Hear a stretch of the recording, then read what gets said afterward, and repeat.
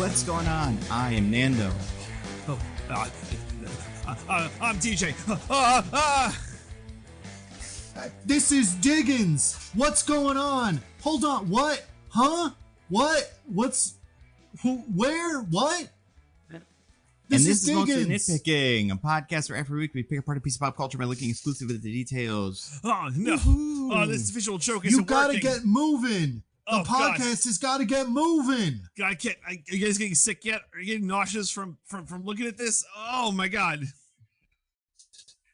Listen, you know, if I didn't get nauseous from it when it was standing still, shaking it around ain't gonna change anything. I'll tell you that. Nice. That's what they say.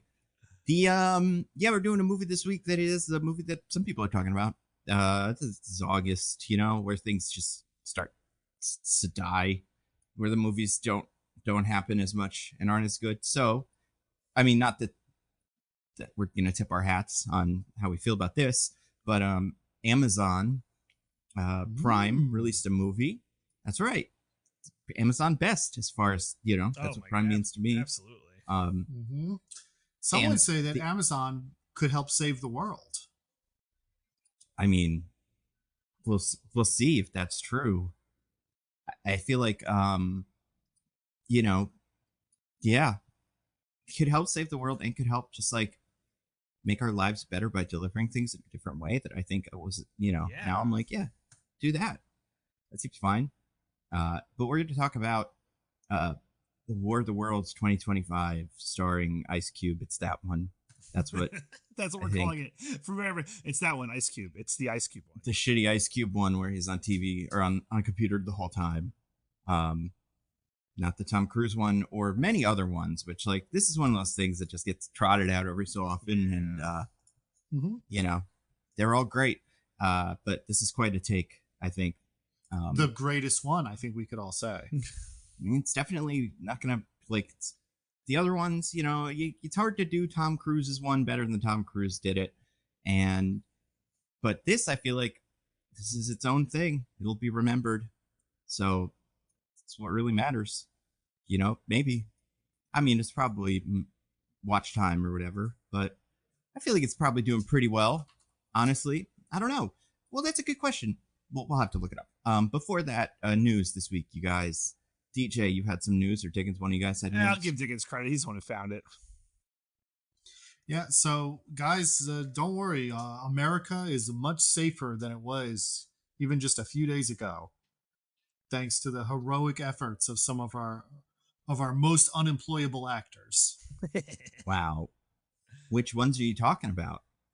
Well, you may have heard that recently, in a desperate bid to hire more agents because nobody wants to do the job because it sucks and everyone hates them, they've eliminated the age cap on being an ICE agent. Whoa. And as soon as they did that, not one of our Hollywood ambassadors, but I feel like, you know, maybe could be if they went far enough down the list. Yeah, if one of them kicks the bucket. If like the next 10 to 20 people on the list kick the bucket, I think he might get there.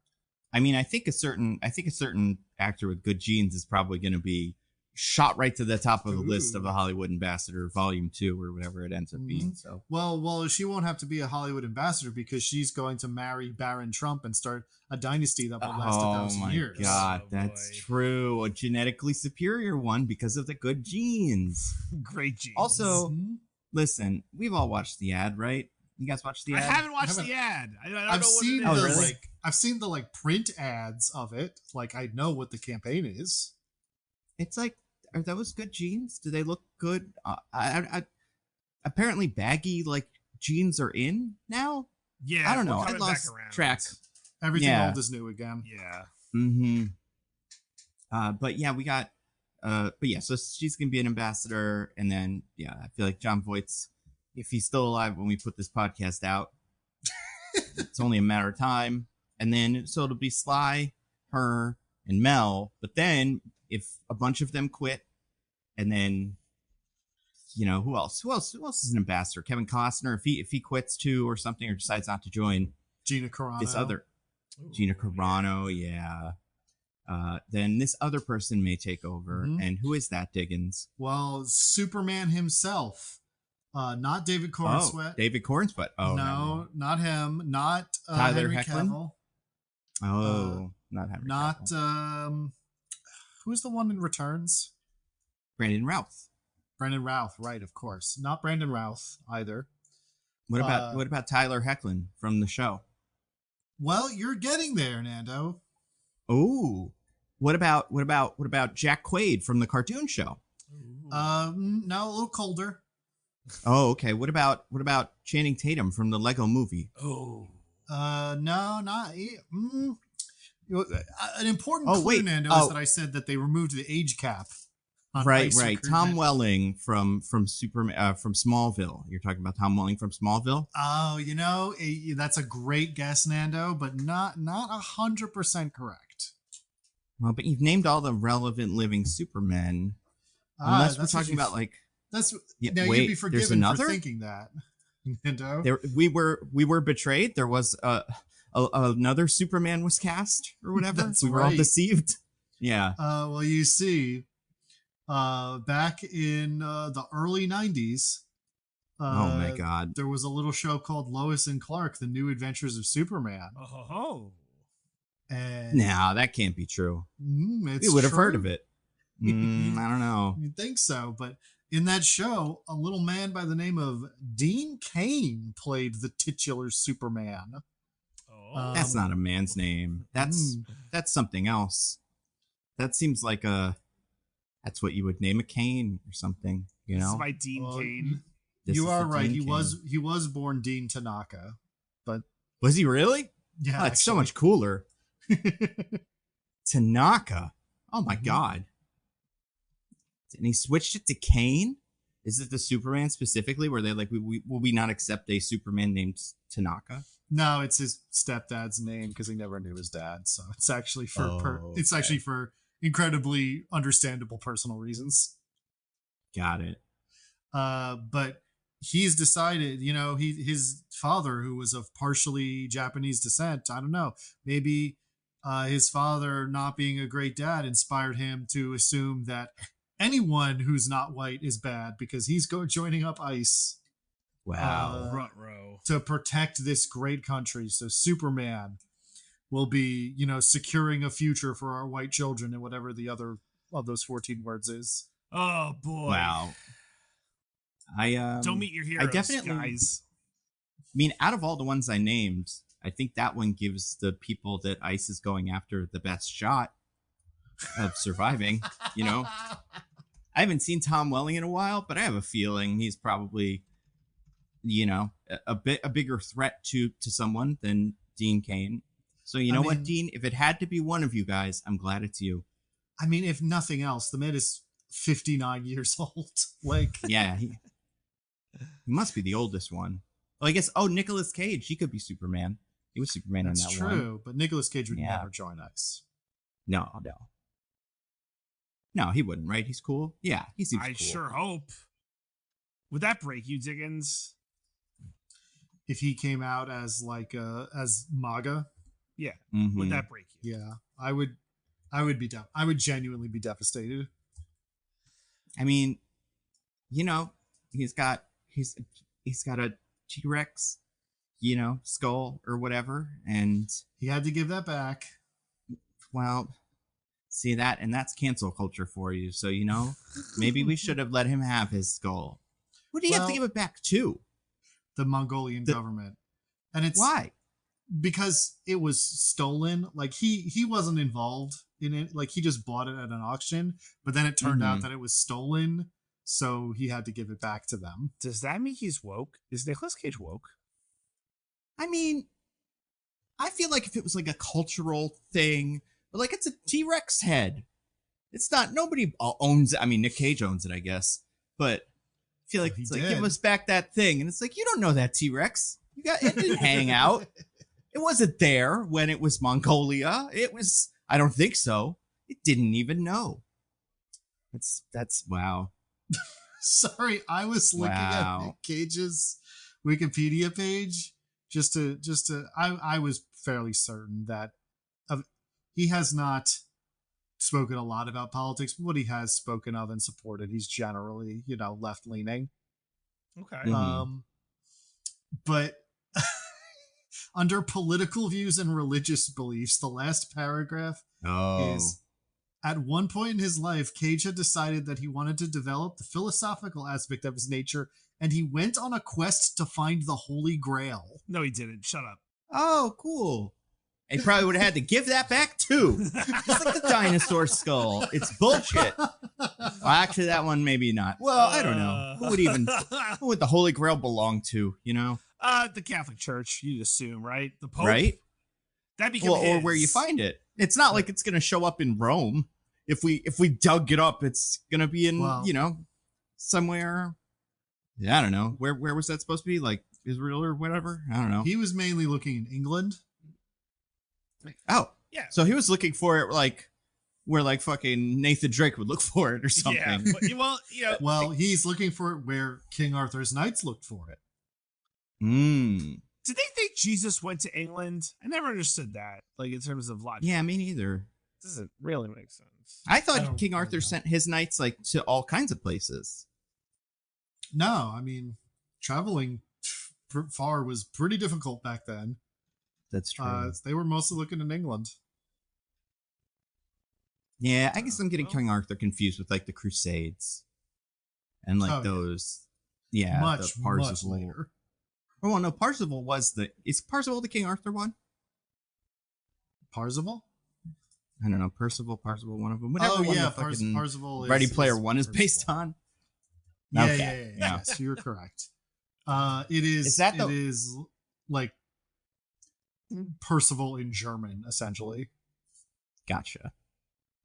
And he's the knight who discovered that the Holy Grail was actually underneath England. But to get there, you had to That's right. walk backwards through the Stonehenge or something. Nobody had tried that before. That's right. You guys ever seen Stonehenge? No. Well, not in person. I saw it when I was in England. It's cool to be there. I am glad I went. If you are not excited by the idea of seeing Stonehenge, it's not worth it. Yeah. What would excite me about Stonehenge? Just the history of it, knowing like how old it is and like seeing that part of like human history. Well, and the aliens, right? Isn't it? That's what I'm in. I'm in it for aliens. And the magic bears, right? Isn't it in Brave or something? Doesn't Brave have something to do with the henges? Mm-hmm. So, and that one song by the guys who did the What Does the Fox Say? Oh, Evelys or whatever? I don't know how to pronounce their name. But what's the meaning of Stonehenge? That song. Yeah. Oh, that is a song they did. Anyway, I just mean like, because there's fucking nothing around Stonehenge besides Stonehenge. Yeah. I see. Which, that's gotta mean it sucks, right? Because if it was cool, there'd be stuff. There'd be some casino or something, Like, we put the dumbest stuff next to stuff, if it's even kind of stuff in America. Okay, not all,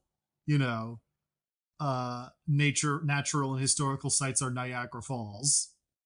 I mean, I'm thinking like world's largest ball of string or something. Like, you could build a town around the world's largest ball of string in America. That's true. But I guess maybe they do have, maybe they're working on it. Do you think that was the whole Stonehenge, or were they planning on it being way bigger and then they gave up or something? What do we know about the history of Stonehenge? I'm pretty sure not a ton. That's sort of like the whole point, right? Like we're not 100% sure. Yeah.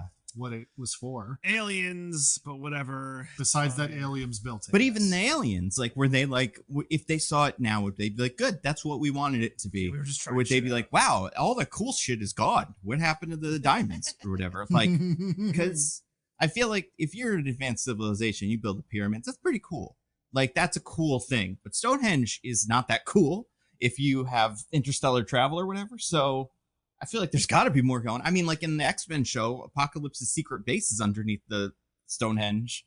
So, like, if it's a secret base for something, then maybe it can be useful. But I don't know. It's just like, it doesn't even, like Stonehenge just sucks compared to every other one of these things. Like the Great Wall of China, Easter Islands, Machu Picchu, like none of it. It's just Stonehenge. Well, the thing about it, Nando, is that it is much older than all of those things also. That's true. So like it's really the age of it that is like very impressive. Like Dean Cain. Like 60 Dean years Cain. old. But no, his age doesn't make him impressive. It's just unless you're like, I'm so impressed that a thing made it to be that old and bigoted.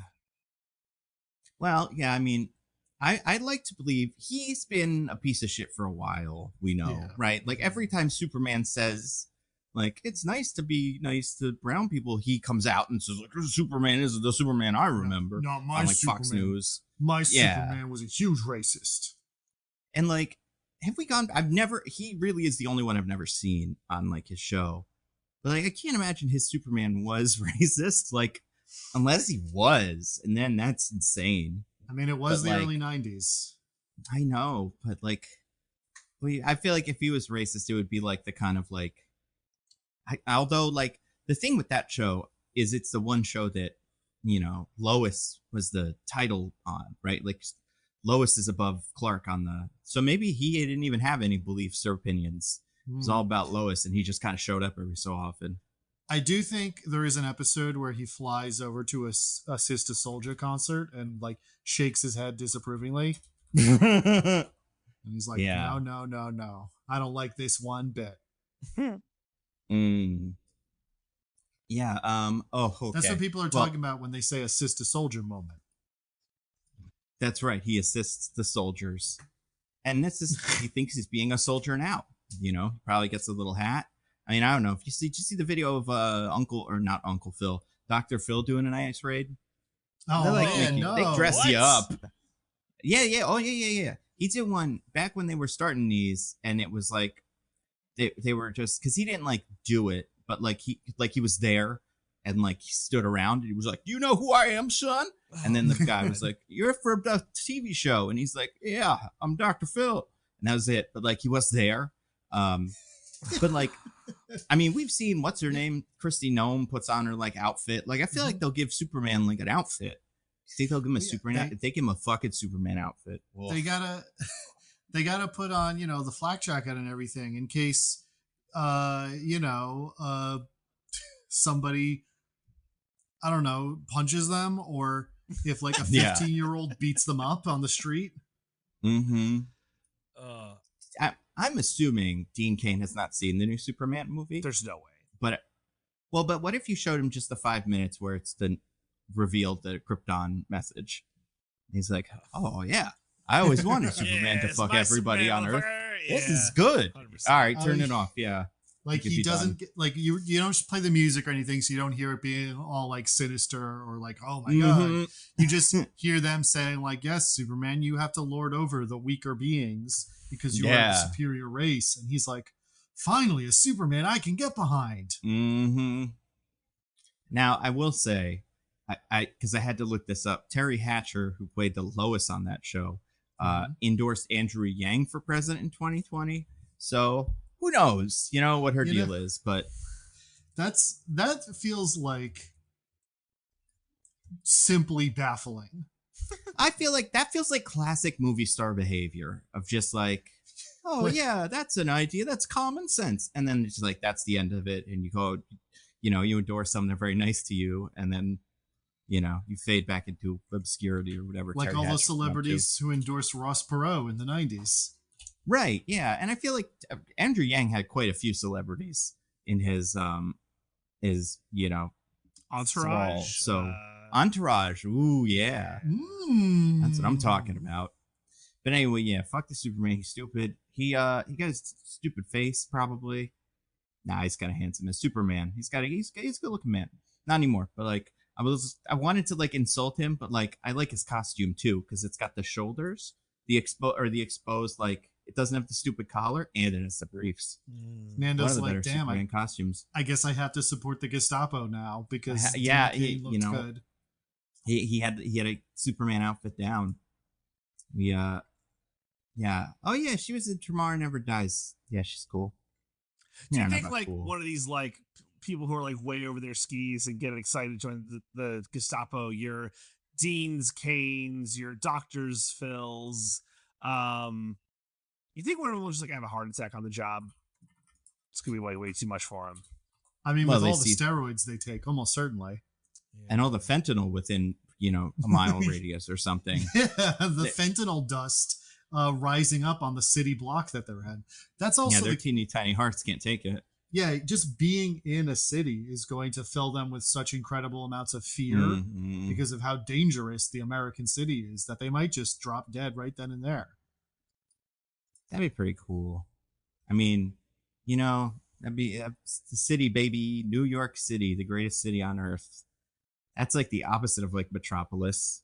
And like Superman has sometimes Metropolis, Superman sees it, like it fills him with power.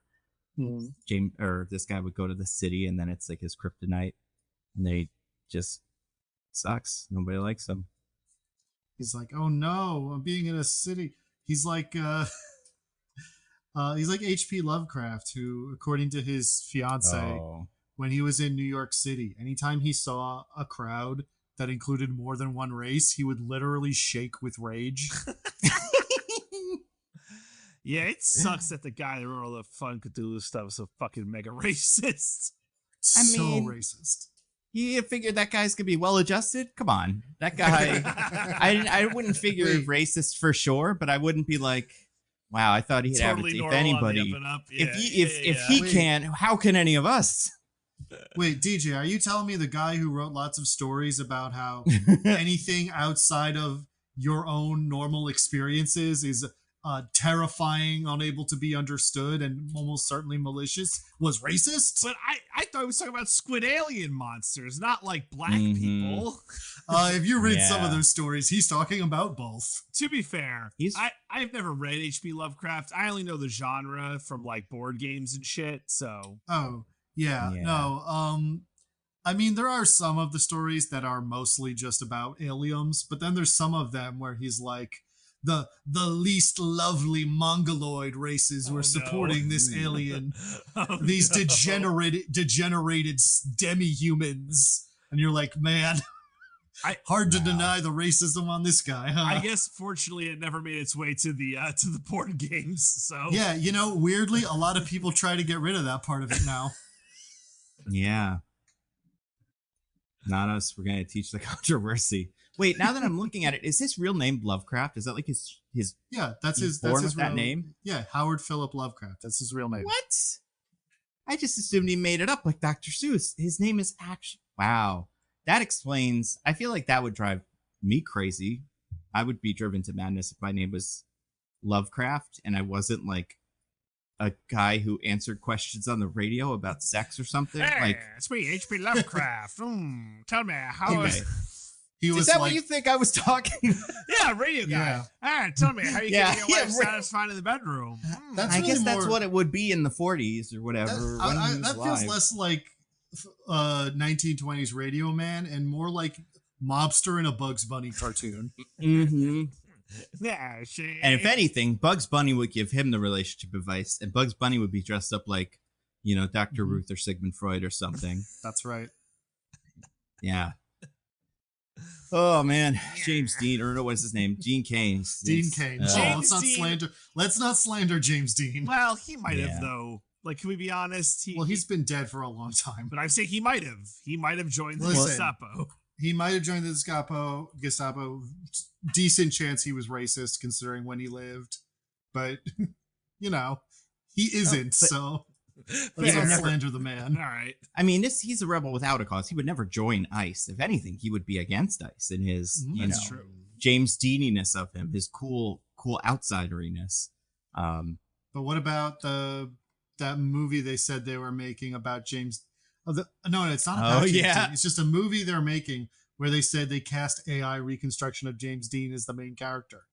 Again, not a movie about James Dean or like in any way. It's just a movie they're making where the lead actor is the AI reconstruction of James Dean. Okay. Well, it depends. Yeah, if it's the week where Grok was Mecha Hitler, then we might have some trouble. Otherwise, maybe we'll be okay. Maybe it'll be like when people ask Grok questions and it does to say what Elon wants it to say, and BlackRock is cool for a second. I mean, it's still a big waste of money. Hey, you guys get your electric bill in New Jersey recently? My goodness, those data centers, they are crazy. Yeah. But you guys, speaking of data, Oh, got to talk about brilliant. the data. Oh, You know. data, you say? Yeah, I look forward to rigorously defining what we mean by data. I can't wait to find out. I still don't know. And Diggins, as the person who won the IMDb game last week, you get to Finally lead us into this IMDb, the beauty that is the War of the Worlds IMDb. I'm very That's excited right. about. Yeah, because if you're a new listener, here at Mostly Nitpicking, we like to play a little game called the IMDb, B as in spelling bee, where my two esteemed co-hosts have to try to guess what the IMDb summary of this movie is. Now, you might be asking yourselves, where does IMDb get these summaries from? And I'll tell you, they comb through data and they find it. I would say, yeah, Duh. that makes sense. They look at the data, and then they're like, "This is the summary." Yeah, and that's modern. So that's a hot new take. I like it. That's right. And we don't need to define it any more clearly than that. Like, that just explains everything. Mm-hmm. Awesome. So I have before me this IMDb summary, and Yeah. I don't think the person who wrote this watched the movie. Okay. Oh, shit. Not because it's wrong, but because it is very vague and weird. Okay. All right. Now, I'm definitely going to need one of you to do an okay job, because there is no trivia about this movie. Okay. We could do trivia about data, you know. That's true. Diggins had warned me about this, but I'm like, my dude, like, you could look up something, you know, you could. Frankly, Yeah. the summary is so strange. We could probably come up with some tiebreakers just based on the word choices. I trust you, Diggins. Let me say that. I trust All you. right. All right. Well, DJ, I believe. No. Nando. Nando was Yeah. our loser last week, because right. I finally won so convincingly that no amount of corrupt bargains could prevent me. Right. This was from the claiming my Fantastic rightful Four. place. Yeah. So, Nando, you get to choose who goes first. DJ goes first, just because I don't want him to steal mine. So Okay. go get him, DJ. Vague and watch some. Okay. Vague and weird. A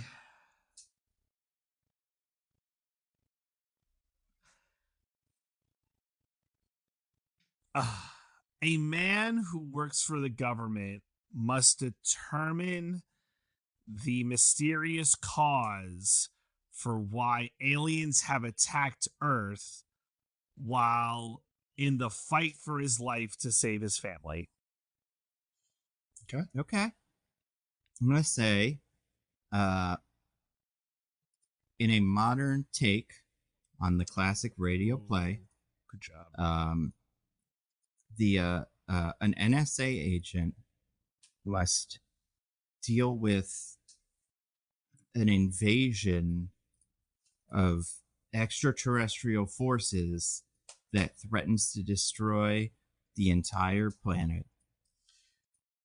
Okay. One of you did do, I would say, convincingly better than the other, but neither of you did amazing. Oh, wow. Okay. And I think I have a good tiebreaker based on the summary. Oh, cool. Okay. So I'm going to go with that. So I'm going to read. So here's what's going to happen. I am going to read the summary until I get to the ending.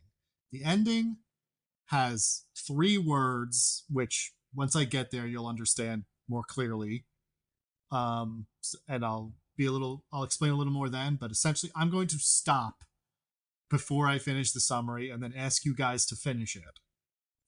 Okay. All right.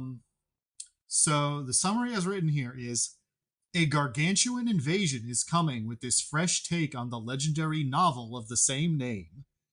That is filled with present-day themes of... Okay, So obviously you guys both messed up in that you described what happened in the movie. Okay. Mm-hmm. Now, obviously, what I want you guys to tell me are what is this movie filled with present day themes of? There are three things they give: blank, blank, and blank. They're each one word. Okay. And so if one of you gets all three, then you automatically win. If somebody gets at least one and the other doesn't get any, then that's also a win. Should we type them to you then, or should we go back and forth one at a time? I feel like it's a good question.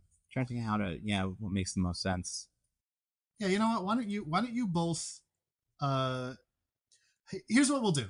You guys both type me 3 words that you think this is filled with present day themes of. Mm-hmm. And then I will tell you how many you each got right. Okay. And it might be just 0 for both of you, but we'll see. Gotcha. Okay, I've got one. Or I've got a couple. So, there's, it's certainly choices. Mm-hmm.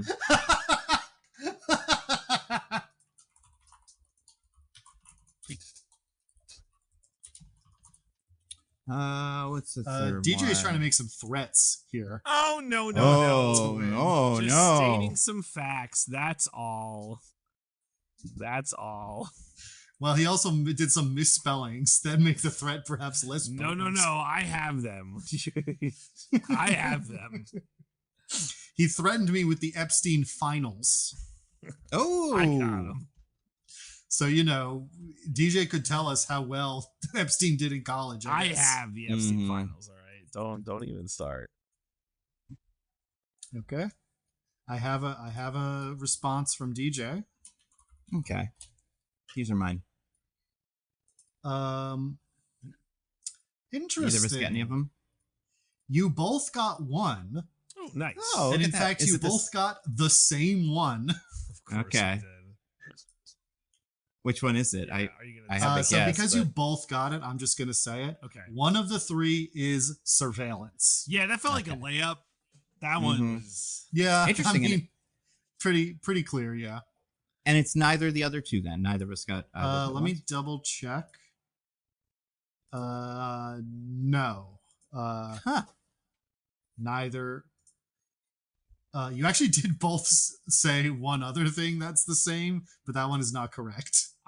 You want to say ours? Since now we know we didn't get them. You both said family. Family. Yeah. But that is not. What was your third one, DJ? Data collection. I said paranoia. Ooh. Understandable, good guesses on your parts, but not correct. So let's go to a second round here. You got 2 more you have to guess because we got surveillance, and we'll see if either of you can get one of the other 2. Dude, Can you read me? 3 It doesn't have to be the whole summary, but just like the clause before it. Oh, sure. That is filled with present day themes of blank, surveillance, and blank. Okay. Are we giving you 2 guesses or 3? How are we doing this? I would say 2 Oh, because surveillance is correct. Okay.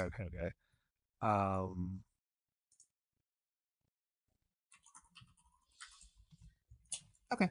I got 2. All right, I got one from Nando. They did a great job. Maybe he did. Who knows? Maybe I did. Yeah. Maybe he did. Well, the 2 that I did are very similar, so hopefully, Well, if it's both of them, I'd be shocked. But we'll see. I wouldn't say that you're on the wrong track with making some of them similar. Yeah. All right. Frankly, I wouldn't have said that there were 3 themes in this movie if you asked me after I watched it. Yeah. Mm-hmm. Very true. Okay. Neither of you have gotten either of the other 2. I will say you're both kind of circling around one of them. Okay. Are we circling around the same one? Yes. Oh, wow. What were your 2, DJ? Do you want to say I it? had overreach, surveillance, and spying.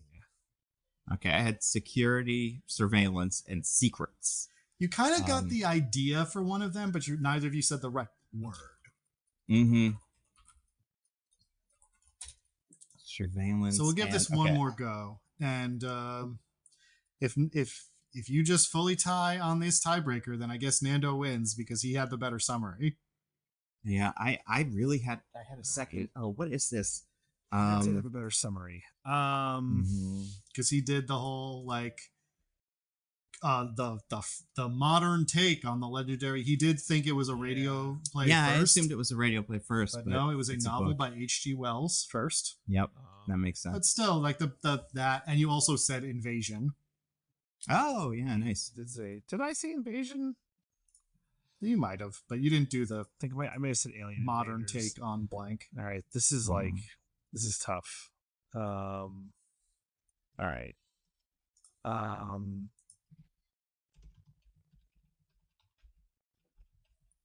Surveillance. I'm waiting with bated breath. Waiting for this Zoom call to connect so I can hear about what's happening.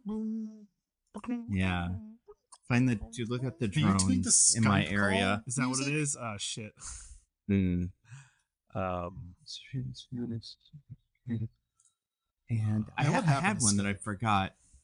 What is? I mean, they just weren't Zoom as good. Killed it.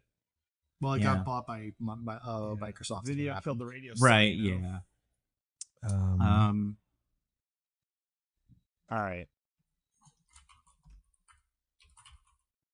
I don't like this one, but I'm gonna say it anyway. Yeah, let's go. Okay. Let's go.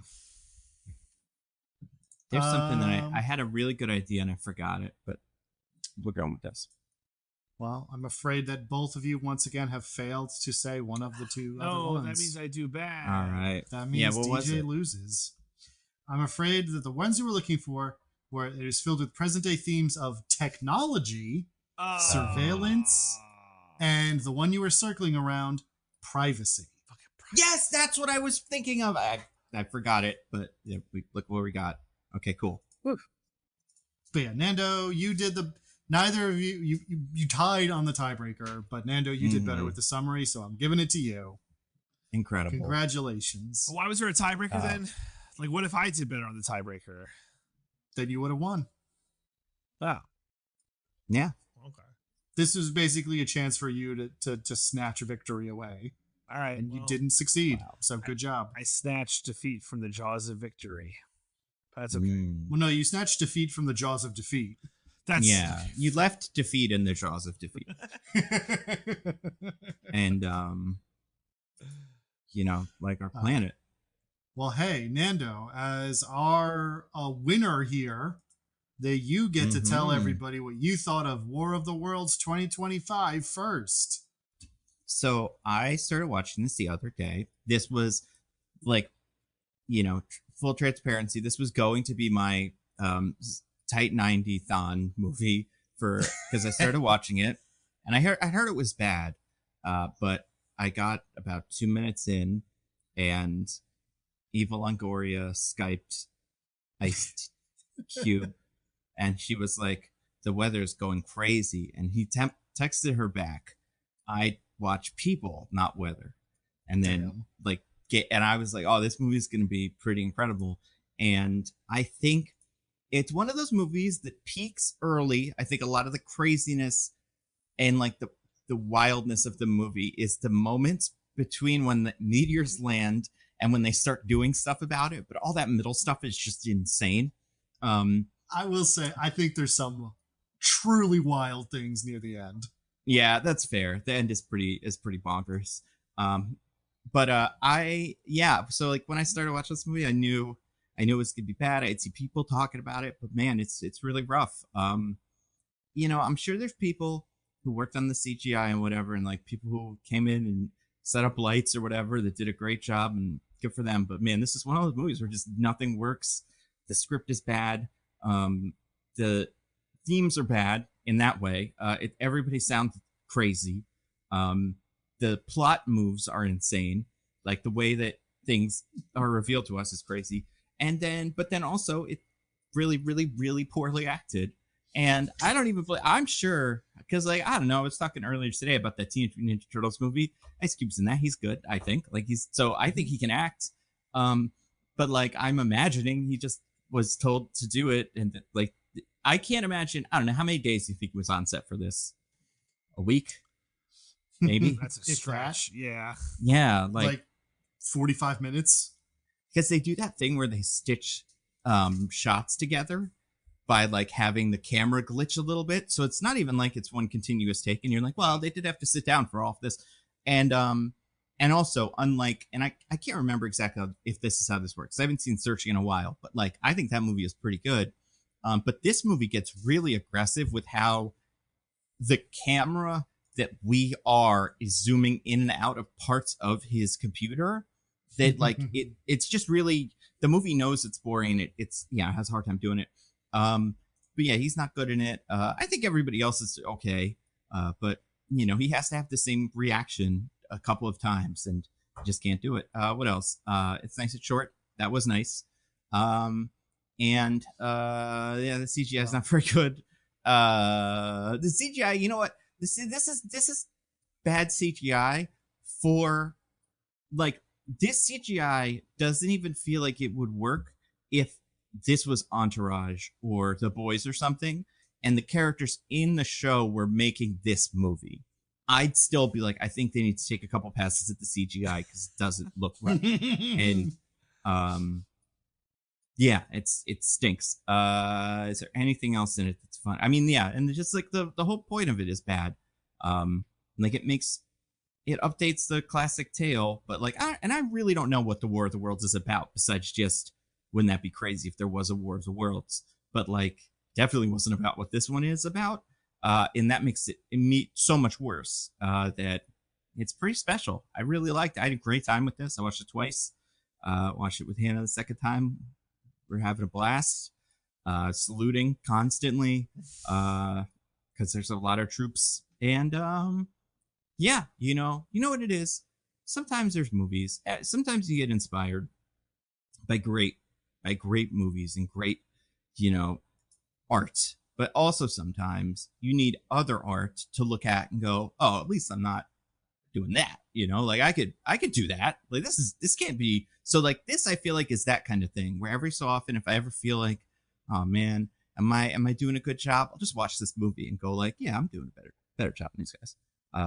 That's all I got. Also, yeah, fuck Amazon. Amazon's awful company. Does awful things to people, and it's so funny how much this movie ends up being about them. It's they that part of it is, yeah, and that's I think why in my heart I don't think anybody that's connected to this movie is going to be like, oh. I feel like even someone who was really into this and like put their whole like heart and soul into designing the walkers would watch the movie and go, oh, this is not the movie I signed up for. And yeah, so that part of it sucks. Yeah, DJ, what did you think of War of the Worlds 2025, the Ice Cube one that sucks? Okay, so everything you said is correct. Besides the fact that it's so bad, I think it's crazy. I can't think of the last time I saw a movie that I think it's bottom out and it keeps finding a new bottom. And it's actually pretty incredible. Like, the movie starts where it's like, oh, this is so boring and nothing. And then the alien invasion happens, and then that's a bottom. And then there's the fallout of the alien invasion and how, like, humanity deals with it. And then there's a new bottom. And then there's the results of that. There's a new bottom. And then there's, like, the climax of the movie with a reveal we'll talk about. And then it bottoms so bad that you're like, I cannot believe I'm watching this, and then another bottom. It's fucking crazy. There's sub basements of bottoms, probably like at the DHS building, that this shit fucking has. And like we got to get to the fourth sub basement, but this hits like the ninth sub basement. Are those sub basements a secret sub basement? Perhaps hidden from the public? Yeah, and are they the furthest a thing could possibly be underground, making it completely impenetrable? 40 feet? Yeah. Oh God. So yeah, this movie starts at a pretty low and never goes up. It goes down, down, down, down, down. And honestly, maybe we're going down swinging. going down swinging. Sugar, we're going down swinging. So good job, movie. You did it. Oh, and then there's the Amazon bottom that Nando talked about. That's another bottom that it finds. So just incredible. Can't wait to talk about it. Diggins, what did you think of War of the Worlds 2025, the one with Ice Cube that sucks? I feel like I know what twist you're talking about, DJ, and I want you to know when they hinted at it earlier, I thought it was another twist that I thought was going to be incredibly stupid. And then we got to what the twist actually was, and I was like, this is even dumber than the thing I thought it was. Yeah. But anyway, yeah, I mean, the movie's like completely absurd. I agree that it's not really any of the actors' fault that the acting is all bad, because I can't imagine anyone in the position of being their own cameraman wildly waving a phone in front of their face while they say like the most functional dialogue in the world could ever do a good performance. I don't think Laurence Olivier could sell this dialogue. Well, so like, yeah, I don't think it's Ice Cube or Eva Longoria or you know, the Agent Coulson. Agent Coulson. I cannot think of his name. I kept thinking of his real name, Clarkson. Clark Gregg. Yeah, you're fine. Clark. Anyway, and the plot starts dumb and only gets dumber. Every time they reveal something new, the movie becomes even stupider than before, and then it becomes like a loving pain to Amazon as a company, and I couldn't believe it. I could not believe where this movie comes with some of this stuff. So it's incredible. It's, I think, one of the worst movies. Like, I don't want to say one of the worst movies we've ever done. It's definitely, I think, the worst movie we've done so far this year. Oh yeah, no, I think it could easily be one of the worst we've ever done. Quite possible. Yeah, it was I was when I was looking up trivia, the producer pitched it as like, you could do like a big budget sci-fi thriller for the cost of a TV show. And I'm like, you certainly did it for the cost of a TV show. Yeah. I'd love to see this big budget sci-fi thriller you keep talking about, but it just looks so bad. I can't believe they even released it. I can't either. I'm also very curious about that part of it. Like, on one hand, it's like it's free to release, kind of, because it's like, you know, it's not like you have to publicize it. You just kind of throw it up there and see what happens. But like, I don't know. But we're in the not releasing movies for the tax write-off era, right? Yeah. Like, well, is it? No, sorry, you go. I was gonna say, is it worth more as Amazon propaganda than as a movie? Like, and in that sense, maybe it did its job. Like, maybe that was all it needed to do. Maybe. We can only speculate. But yeah, no, everything you guys said is true. Absolutely insane movie. I'm so excited to talk about it. I don't even want to say anymore. Yeah. But DJ, as the loser of the IMDb B as in spelling bee summary, you have the honor, the distinct and genuine honor of giving us the summary of 2025's War of the Worlds. All right. Well, I can't wait to give the summary of 2025 War of the Worlds. A movie that relies so heavily on data and invasions, but also brutally destroying your enemies. And guys, you know what's crazy? This reminds me of an episode of Joey in terms of having to brutally destroy your enemies. The spin-off of Friends starring Matt Friends LeBlanc? one? Yeah. Did you guys watch this week? I mean, I've watched. Yeah, you're talking about episode 3 of season 2. Yeah, Joey and the spanking or whatever. Yeah, I did see that one. We all know Joey and the spanking, of course. Mm-hmm. Well, I would say this is probably among Joey fans, probably one they all remember because it's just so memorable compared to a lot of the other ones that aren't. It's so iconic. Yeah, it feels great. I loved it. So yeah, what What did you think of this one, DJ? I thought it was a pretty epic episode of Joey, guys. So as you guys may or may not remember, Joey scored the big part in the new Kevin Smith movie. Or no? Oh yeah, Well, that's no, what no, this no, no. is. No, sorry. Well- right. He scored it in the new Jerry Bruckheimer movie? Bruckheimer. Yeah. Now, you might be thinking like, when our pal Joey was auditioning last episode, the Jerry Bruckheimer movie he was auditioning for sounded like a Kevin Smith movie, and the Kevin Smith movie he was auditioning for sounded like a Jerry Bruckheimer movie. But now that we're filming it, the Jerry Bruckheimer movie is a Jerry Bruckheimer movie again. Yeah. It's like a take on kind of a Lethal Weapon buddy cop thing, and I only say Lethal Weapon because that's the movie that it's making jokes at. But like, I don't know, Air Force One or something like that.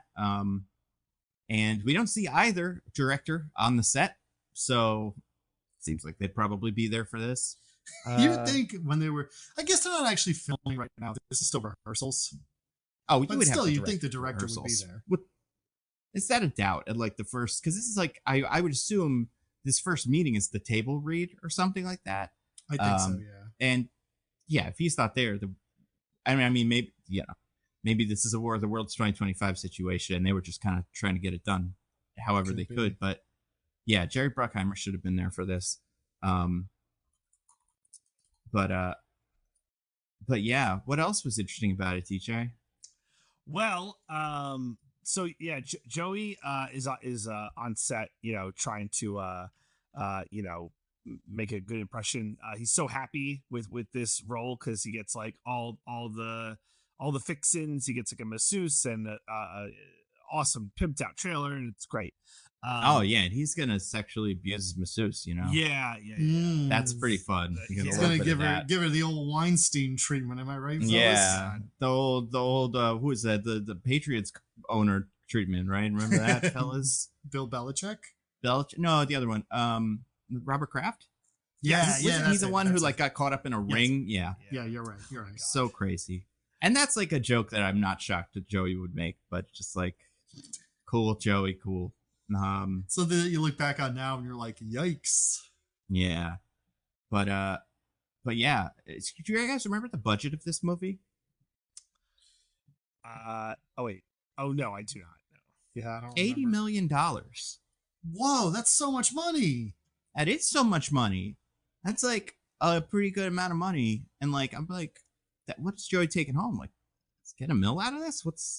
That's pretty good. Well, it must be pretty good because his DJ's about to tell us about the cold opening. Yeah, well, so who do our wandering eyes but appear in this movie? But a very famous actor, I guess, who's in this movie by the name of, what was it? Benjamin Lockwood? Benjamin Lockwood. That's right. And of course, Benjamin DJ recognized who the actor was in real life. Man, I mean, he got an applause line from the studio audience. He when he did walked get out, a which studio. means Yeah. He's obviously a famous person. So, of course, DJ recognized him. yeah, it's obviously Lorne Michaels. Oh, that would be something. Joey, why don't you go to do the lines over there? I don't know. I really like what Kenny's doing here. Maybe probably Kenny. I'd like to be the star. But wait a second, DJ. Lorne Michaels. I mean, listen, this guy is also a veteran of the stage. Mm-hmm. Like Lorne Michaels is a producer of the stage. Has performed The Bard before. Yeah, that's true. I feel like have you seen him at anything? He looked like I saw him familiar, like a kind of like, oh, that guy from that thing, I saw him in How to Succeed in Business back when Harry Potter was doing it. Oh, yeah. I did also see that show when Harry Potter was in it. So he this was is the Daniel boss. Radcliffe. That's right. This is Daniel Radcliffe. Who was like, 13 at the time? He's pulling an incredible... I mean, that's the thing with him. He could take any role.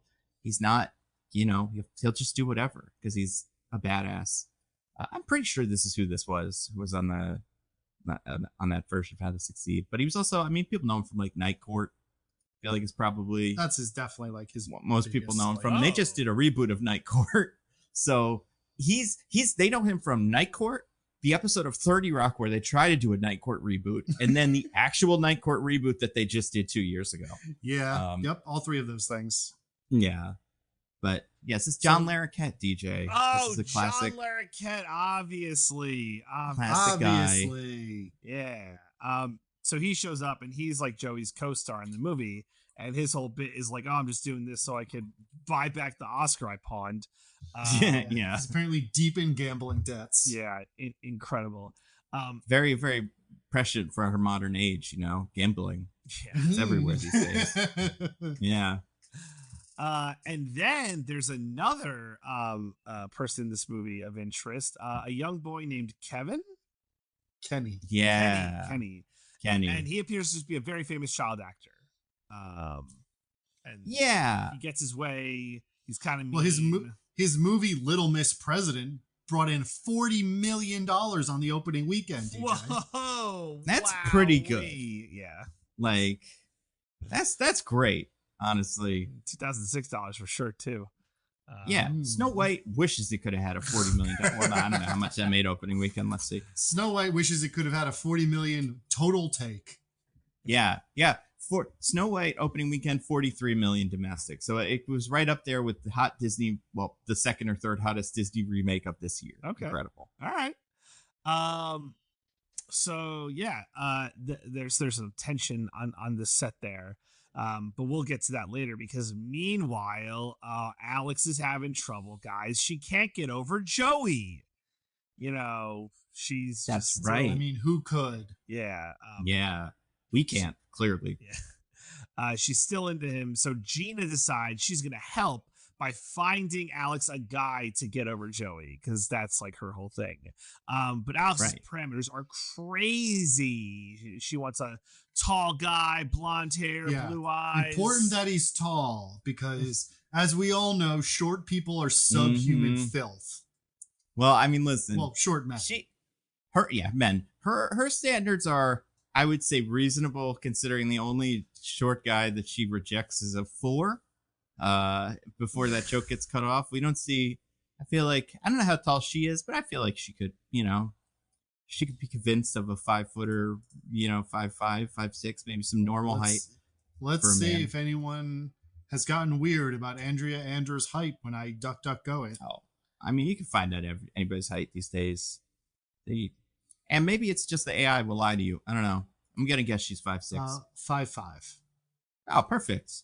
Then she's. I mean, listen, she's being real picky if height is a big issue for her. And she's like looking at what, a 5'4" person and saying, no, I don't know. And also she wants a smart person. And this is LA filled with dummies. So that's going to be a real problem for her. Yeah, it's gonna be there's a great joke with Gina where she's looking through her big black book. Get it? Because she's dated so many men. Yeah. She dated 2 on the Highway episode. That's true. I wonder if they're both in here. And as soon as Alex says smart, she's like, no one in here. Yeah. I did like one joke. I can't remember. She was like, Gina asks Alex what her type of guy is. And she gives her some of those information. And she says, and I'm not Joey's, or Gina says, you're not Joey's type. And Alex says, what does that mean? And she's like, women he hasn't slept with before. Like, oh no! So I thought that was cute. Yeah. Yeah. So that's Gina's plan. So how I'm just gonna kind of go along with this plot line because it's easier. So how does she execute this plan? She's working at the agency and Bobby comes in and is like, hey, we're doing it was like a Motown history doc. Can you get all of our all of our Black female clients between 50 and 60 who have singing history. And then honestly, this line made me like laugh out loud. And Gina goes, could we pull like white blonde guys between 20 and 30 who have a college education? And Jennifer Coolidge goes, a white guy playing Aretha Franklin. Yeah. I love it. Just the delivery, the timing, I thought it was so good. genuinely got a huge laugh out of me. So then also, I gotta say, I'm surprised that she was involved in the movie and that it took them 15 years to finally come out with Respect, the Aretha Franklin biopic. That's right. Well, I mean, like, look at how confusing the casting process was. She really fucked it up by trying to cast all those guys that it, drove this into development hell. But maybe if Alex had been able to just settle for that 4 foot tall guy, then we would have gotten she could have made it happen so much sooner. Yep. I didn't see it, but I bet it was good. I bet it was great. A musician's biopic. Yep, it was probably exactly fine. So Gina figures out she's going to use her amazing casting ability to do basically a casting call for a fake movie so Alex can make a boyfriend. So, gets like 30 of these like blonde guys in a room, and Alex is like, I don't know how to narrow it down. So it's like, she's like, I got this. So we're going to, just be very hilarious and be like, oh, you got to narrow out all the gay guys. So all the gay guys stand against the wall. Makes sense to me. And and then they whittle this down until they get to 2 guys, and then we learned that one of them slept with Bobby, so it's 1 guy. And Alex is like, hey, this is all a ruse, I want to go on a date. And he said, that's weird, but I guess so. I will say there was one joke in this, like, separating the guys out that I really got me. Okay. Which is when they like cut back at one point and they've like gotten most of the people away. They're like going through like everyone who's gay, everyone who's married, everyone who's short, everyone who quotes Monty Python and the Holy Grail. Oh yeah. 2 guys do like a back and forth, and Alex is immediately like, separate those 2. Yeah, like, that was funny. Just the immediate and angry way she delivers it really got me. Mm-hmm. Yeah, that was good. I like that, and I liked them. And maybe this joke didn't work, or I'm sure the joke worked then. But the idea of the her using "was up" to catch one of them off, like that feels like a fun little bygone era, like a throwback to the olden days. Everybody was saying "was up." Don't worry, I'm sure there won't be any other kind of like lame pop culture thing that's way, way too old for when it's being referenced that will come up in this episode. Certainly no kind of button. Oh my god. Yeah, I can't wait. We'll get to it. I meant this podcast episode, not this Joey episode. I was a little confused, but I immediately knew exactly what you were talking about. Yeah, I got there. So that's that. So we got back to the Joey plotline. It's the most important plotline. So a little bit of tension with how Joey can navigate this. So he doesn't immediately suck up to Kenny, but the other guy does. So originally Joey's the hero. He gets removed from the hero role. He doesn't get to land the plane. All these things start going wrong. Then he tries like a half-hearted attempt to suck up to the kid, but that doesn't really work either. So in the middle of this, I just want to say, if I'm Joey, I got to go to somebody, one of the producers, and just be like, listen, am I getting paid the same though? Because then we're good. Right? Like, I don't give a shit. This movie probably sucks. John Larroquette hates it apparently. But like, if this kid's taking money out of my pocket, then we're in trouble. But if he's not, then have fun. But good Joey luck. wants to be a big successful actor. I know. Joey thinks this is his big break. He loves it when it's his big break. So, in the middle of this, Joey had got back home and explained this to Gina, and Gina's like, well, there's only one thing left to do. You got to spank him. There's a funny exchange here where they're all sitting at the table talking about this, and Gina goes, oh, Mom spanked both of us, and we turned out pretty good. And then Michael goes to Gina, hey, who's my dad? Yeah.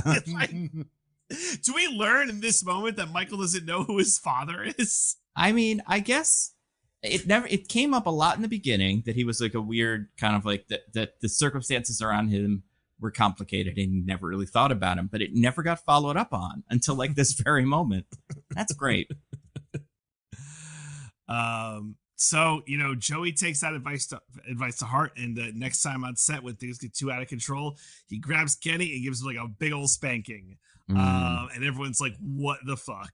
I gotta say, by the way, and this is just kind of an awkward read, but like he wasn't so aggressive with the spanking that it it didn't 100% come off as like, punishment spanking. And I'm like, this is not good. This is not good. They should not have done this.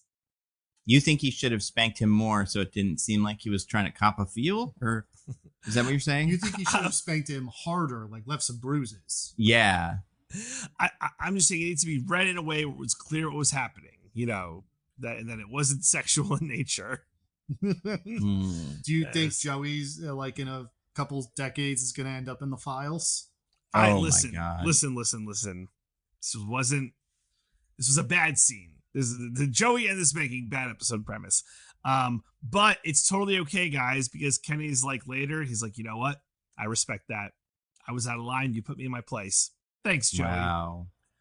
And then Joey gets to be the hero and land the plane, and everything's happily ever after. Respect. He got respect by doing his spanking. Yep. So spanking your kids is good. And then just the last thing is that not spanking your kids, spanking other people's kids. Yeah, yeah, spanking another person's child. That's the lesson. Yeah. So then it's always okay to hit a kid who's being kind of a douche. Yep, because they'll learn their lesson and respect you more for it. Yeah. So we work our way to the end of the episode. Joey's back home. Alex is on her date. She sees Joey. It seems like she might not be over Joey. And then, I think the exchange is, she goes like, oh, I'm on a date with a guy. And, Joey's like, lucky guy. And then Alex is just like, oh, Joey. And then she's going to go out with him to eat. But then, she sees the guy there. And she goes back into her apartment, pretty dejected, it seems. So she is not over Joey. And that's the end of the episode. Pretty good. Joey gets Kenny a truck. He drives it and hits a car. And hits Benjamin Lockwood's Porsche. Yep. Yeah. Which they don't really underline it here, but is kind of like a funny continuing thing from Friends, where Joey always insisted on the like Italian correct pronunciation Porsche. Oh, okay. That's cute. That's cool. Yeah, I'm glad we're back at work. I'm glad Joey is working, and I think these are fun. I think this is a weird first thing for him to do on the job, but like, at least we're doing something. Yeah, it's good we're doing something. Like, what'd you think of the rest of it? Like, what are we doing with this Alex thing? They're playing the long game. Are they? I think so. What do you guys think? I don't know. I feel like the show still can't decide if they actually have chemistry or not. I think they do, but it seems like Joey's pretty oblivious about all this, but Alex has realized that she's pining for the fjords, to quote the comedy group that she hates. Oh my god. She doesn't hate the comedy group. She just hates people who quote him, and I can't, can't chide her for that. What else was fun? Joanna Man's in this one a little bit. Not really, but he's there. He's gotten to the point where, like, I could be convinced this character doesn't exist, but he's in Joey's head or something. The way he shows up in some of these episodes. You talking about Zach? Yeah. Whatever his name is. The guy from Scooby-Doo. Yeah. I'm shocked that Howard still exists. Yeah. Right. I am also pretty surprised by that. Especially considering, like, I could see an episode where he, like, goes on set with Joey or does stuff with Joey, but the fact that, like, him and Michael seem to just be hanging out is like, are you guys friends? Do you go to the same college? Like, what's going on? And it's fine. They don't have to be friends, I guess, but like, it's just weird that, we're getting more of him. What's the other thing? Oh, I did like one other joke I thought was funny was when Alex is looking for partners or whatever, before she goes to the casting thing. And Michael is like, here's her, her, criteria. And it's like, there was this one guy, he's blonde, he looks super smart. And she's like, that's my ex-husband. She's like, oh, right. Yeah. So I thought that was cute because that guy's around. So it's great. But yeah, good Joey. Yeah, here's Joey. my one question about Joey. Is he going to stick with this job? Like, is this going to be the season, do you think? I mean, the fact that they were just doing like table read and rehearsal stuff seems to tell me that they're planning on at least getting, a decent arc out of this whole movie thing, and it's not just one job.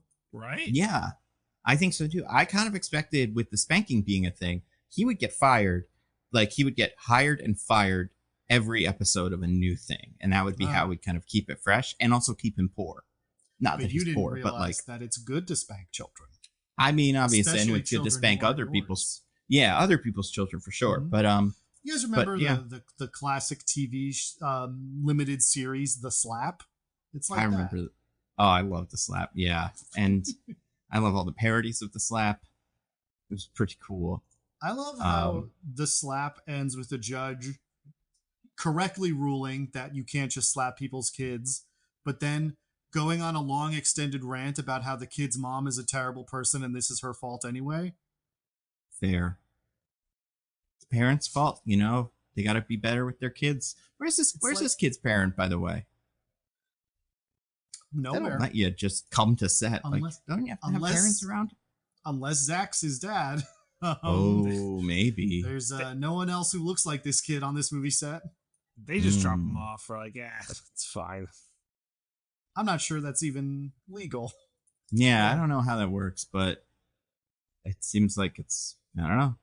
That's a good way to get your kid get spanked, I guess. If you're around, you probably would be expected to do the spanking, though. And that's tough, so I get it. Yeah, what a great episode. Wow. Yeah. And it's speaking of kids and families and the difficulties of raising a son, especially a son who doesn't do what you want, but maybe he does. Ooh, who knows? You gotta talk, DJ. It's time to talk about Texas called War of the Worlds 2025, the one with Ice Cube. That sucks. Let's go. That's the full title. I really think they really put themselves into a corner when they put in that sucks. Yeah. I mean, that was the best direction you could have given everybody, because what was it? What would you say? Like, do a good job. No. Say this sucks. And then they go, oh, okay, I get it. And that's great. I can't wait to hear more about this movie. All right, everyone. So here we go. War of the Worlds 2025, the one with Ice Cube. That sucks. Very excited for this one. It's accurate.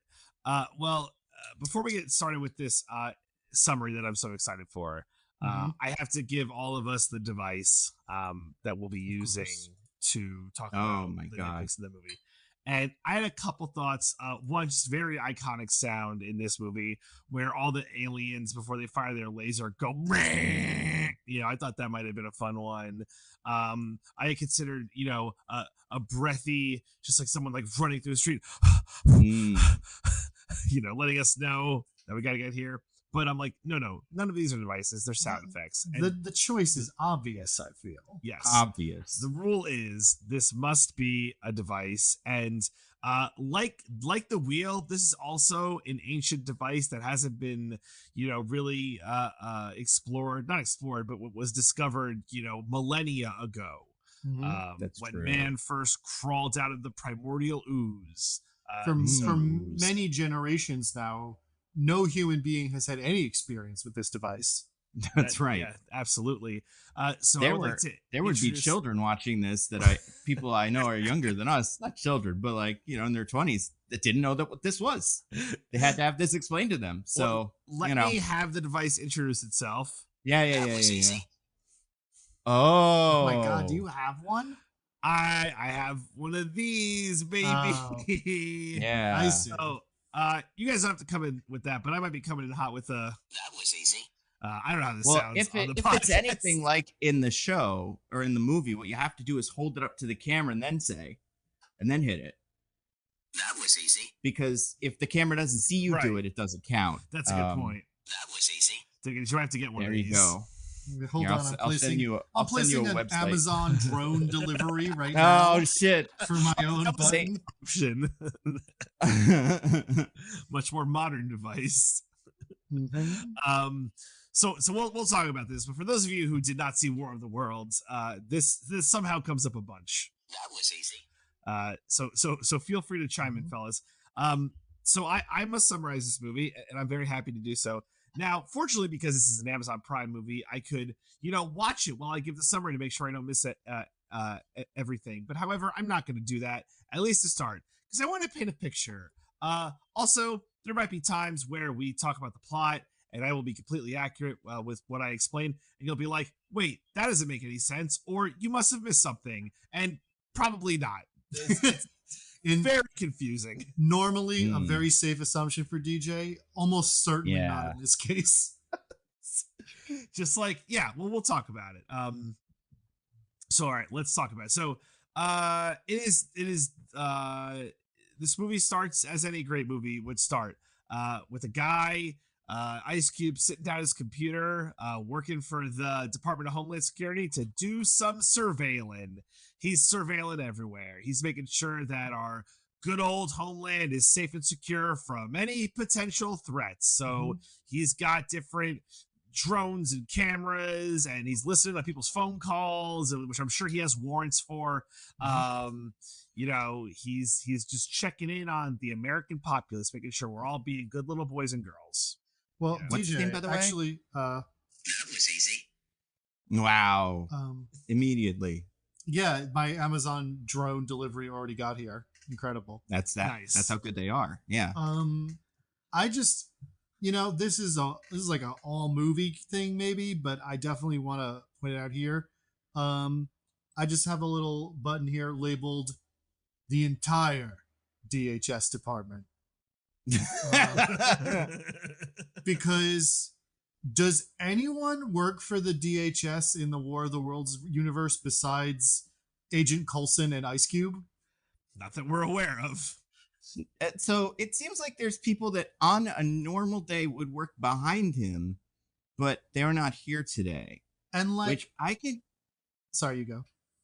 I was gonna say I can explain because his daughter says he's doing the graveyard shift, Which is and not it seems true. like which is not true, and it's also a Sunday, which is also weird. As if that's like terrorism takes a day off, takes the weekends off. But yeah, I mean, 9/11 was what, a Tuesday, so everybody's got to be in on Tuesday. Besides that, depending on who's available. But one detail that I couldn't stand, considering that that's the assumption that we have to make, is that I believe in his office you can see behind him like the other cubicles are empty and messy, and one of them has like Chinese takeout on it, right? Which means someone left it there overnight. And also, there's just a time when nobody was in this office, right? Because he just gets there. It's not like he's high-fiving the guy who's leaving. Yeah, it's just That's interesting. So. Yeah, there's a while where it's like complete terrorism option that, I mean, maybe terrorism has always been a kind of, barking dog kind of thing where like you see the sign and you're like, whoa, that guy's got a dog. So you don't go in, but then you're like, oh, maybe they don't have a dog.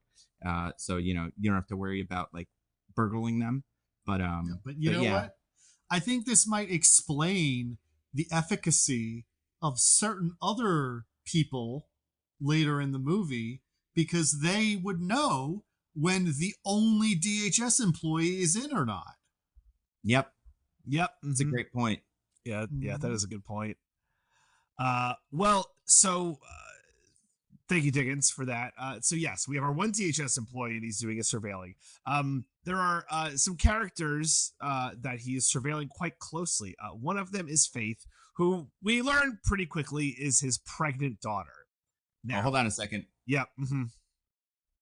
That was easy. I just want to talk about the Washington Monument. It's safe.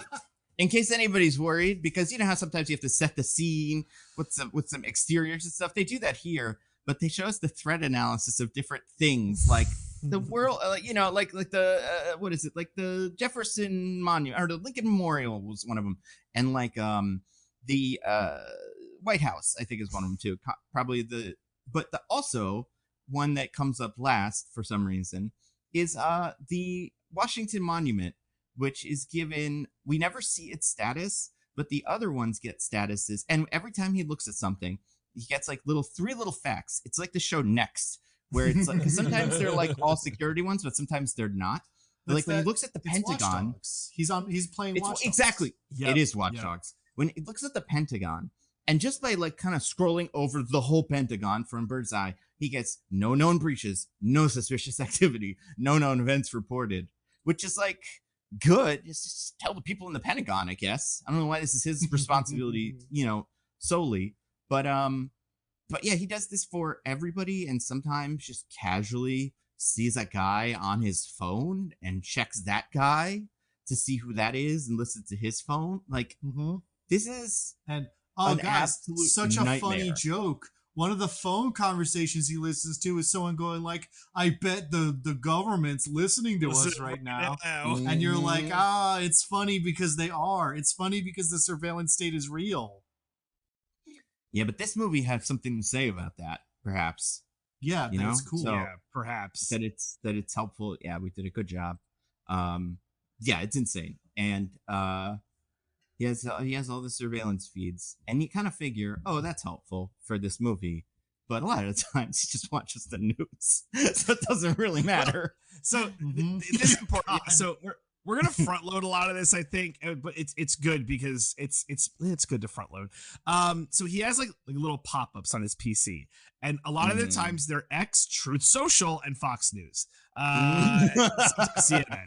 But they're always those ones, and it'll be like, oh, something's happened. There's one time where he's linking a news report from TuckerCarlson.com. DJ he does check on Thank Tucker you very much. It's got to be fair and balanced. It's got the whole story.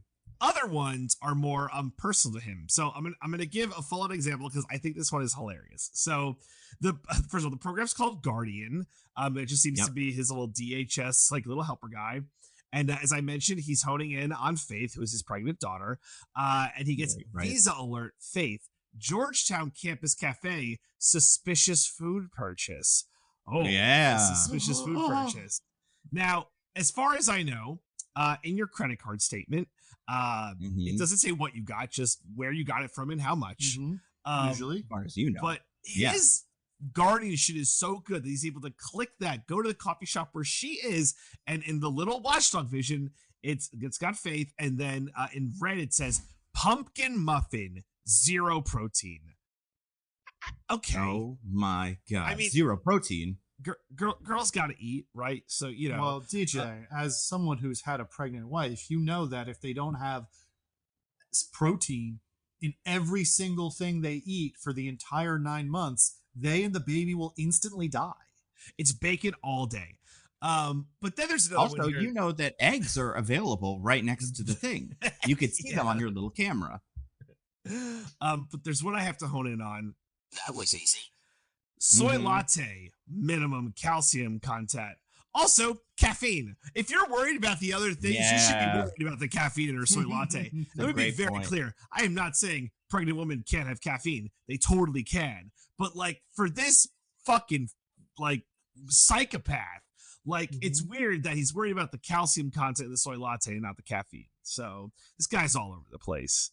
Also, really quick, want to point this out. He says there's no protein in soy milk. There is. He's wrong about that. Well, no, I don't know no where he got protein that in from. the muffin. No, but later he'll say you need protein because all you're right. drinking is soy milk. And she doesn't say anything. Then he says something else about her fridge.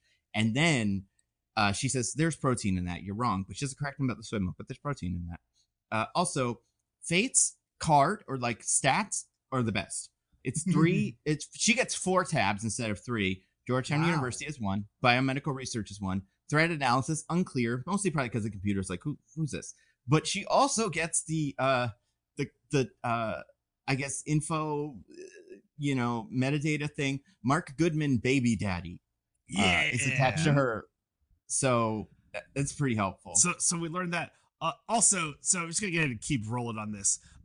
So this guy is so insane that he has cameras in her fridge from the perspective of the door. Now, did he put a camera in there Or is this another crazy Internet of Things thing where it's just now you can't even buy a fridge without a camera on the inside that DHS can hack? Yeah, good old fashioned icebox. Just open it. Throw it in capital there. ice box. That's right. So, and then that's part of what's so beautiful about how this movie presents that information. It doesn't say I installed a camera in your fridge or I'm using your fancy fridge with its already built-in camera. He just says, let's just say me and your fridge are tight, and we're supposed to understand that he has some sort of like inside track on the fridge, and it could be anything. That could be. We do see a shot of the inside of her fridge from a camera. Well, I mean, yeah. Far as I can tell, by the way, so man, this thing is so stupid. But he's tagged. I don't know if it automatically did or he tagged all of the food in her fridge, but like I think they tagged the bagel as bread, which is awesome. This AI just can't get it right, Well, listen, he's from DC, DJ. He doesn't understand what a real bagel is. Yeah, that's a great point. But he's also tagged in a Tupperware container cake. But the automatic tagging, which I would assume exists, doesn't know the Ready Whip is the Ready Whip, even though it's in the can. Or like the pudding, you can read the word Jello on the pudding. Yeah, the relish. Yeah, has no idea. Even the ketchup, it has the label turned away, so we can't even see. He just started doing it, got bored, and was like, I could just yell at her about whatever. And yes, there's 8 unknown items in that fridge. Which is so good. Some orange juice, some jam, There's all this is to say. This man is not well. We can ID all of it. Like, there's olives over on the right side, and then what I think is maybe mustard on the next to the Ready Whip. But yeah, now super easy. This does not come up till later, but I do want to talk about this now. So I'm going a little bit out of order, but I think it'll be helpful for the discussion. And this isn't really a spoiler that matters later, but guys. Ice Cube, by the way, his name's Will, by the way. Will Radford. Will Radford. Yeah. Will Radford. He is suffering from a terrible, terrible disease. And, every time our protagonists, they get different, illnesses or, different, like a psychosis or just like neurotic tendencies. But our Will Radford got a horrible disease. And that disease is dead wife. He got dead wife. Yeah. Wow, it's a good thing he was just looking at that fridge so he could take a look at his wife. We'll get there. And now I had thought it's like, clearly he lost his wife to terrorism. And that's why he's so like crazy about like making sure everything's like threat level neutral. And no, she died from like disease. Which seems like her daughter took and ran with it because the daughter is a biologist. Yeah, and the daughter will say to him later, like, you know what your problem is, which is my favorite line in any movie. And she's like, what your problem is? Like, you think you can control everything. Yeah. I'm about to find out what this character's arc is. Cool. Yeah, and she's like, you think you could control everything, but you can't. And you always, with your NSA, you wanted to make sure the world was perfect, but you weren't able to do that. And mom died from disease anyway. But yeah, like you're a biomedical researcher. I assume either because of that or just like, you would also like to cure whatever disease that is. So I don't think it's that crazy to be mad at him for that. I mean, he's obviously going, he's going insane on his own. I was going to say, there's just the disease part doesn't feel like it clicks. Constant massive civil liberties violations, I think, are more than enough to be mad at him about. I also think there's no way he has warrants for this, right? Because no judge would give them. No. Well, we see him get one warrant, so that means he doesn't get warrants for everything else. Like that's true. Yeah, one time he doesn't even have like what's so weird about this character. We see him hack into everything by just typing it, and then it goes in, and then you could see it. But sometimes he needs like a password generated by someone else. Usually that's what he's like for. Well, yeah, I think he's generating a master password to like usually when he's gonna go like remote desktop in, which we're about to talk about in a second. Well, he clearly doesn't know how to hack or code at all. He just has a bunch of programs that do stuff for him. Right, exactly. That's what it seems like. Yeah. So anyway, that's Fate. Also like Watch Dogs. Yeah. Faith has a tense relationship with her father because for all the reasons that we kind of explained. Because of the constant massive civil liberties violations. Right. Hacking into her Yeah. fridge and yelling at her for not eating enough protein. Next we have Dave. Dave is Dave. Will's son, and he's a gamer, guys. Whoa. He's a huge And gamer. Again, complete insane, massive boundary crossing stuff. He Mhm. like sees that Dave has bought a game and like hacks into his account and refunds it and Yep. and like uninstalls it. And I'm like, you can't just do that. That's crazy. like, well, first of all, the game costs $250. I don't Right. know what game he got. What's that game with the giant controller that you can't get anymore? Armor or something or whatever. Like Oh, that, you would have to get a. There's a peripheral currently being shipped to Dave that he's got to also cancel I mean, because it was playing a pretty sick flight simulator. Maybe it was the flight Oh, simulator maybe. with the whole Could've been. bells and whistles. or maybe he was just buying a shitload of gold so he could get like costumes and Ooh. maybe you can't refund that though. Absolutely not. So that Yeah, doesn't make no. sense. But Dave says, and I will learn more about Dave as the movie goes on, but the information that Dave gives us in this thing is playing video games is his job, which, you don't even need an excuse. I thought you didn't need an excuse to play video games on a Sunday morning. Right. But apparently it did. But he says he is a tech visionary in a pre-funding stage. And Ice Cube is like, a who and a what now or whatever, which is like a dumb thing to say in a movie, but also like, but he's not though, right? Like he's just No, playing a there's no video way. game. Yeah. He's not even streaming it. It's nothing. So, but it's fine to have like, a hobby, I guess. not according like- to Ice Cube. Not according to Ice Cube, and I guess like this guy doesn't have a job, but also did he actually want to play this video game today? Was that his goal? Or was this a trick? Spoilers for the future. It's a great question. I thought the video game was going to be important because I'm pretty Mhm. sure, and maybe I'm misremembering, it's like UFO something. Yep.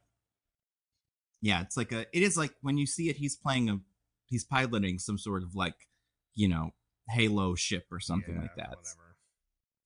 Whatever. So they You say mean like Halo, like the Master Chief, or Halo like high altitude, low? Oh, Halo like Master Chief, like some sort of science fiction, but not that far in the future science fiction kind of thing, where you're like, this could happen someday in the future. We could have a that suit was that jerks easy. you off.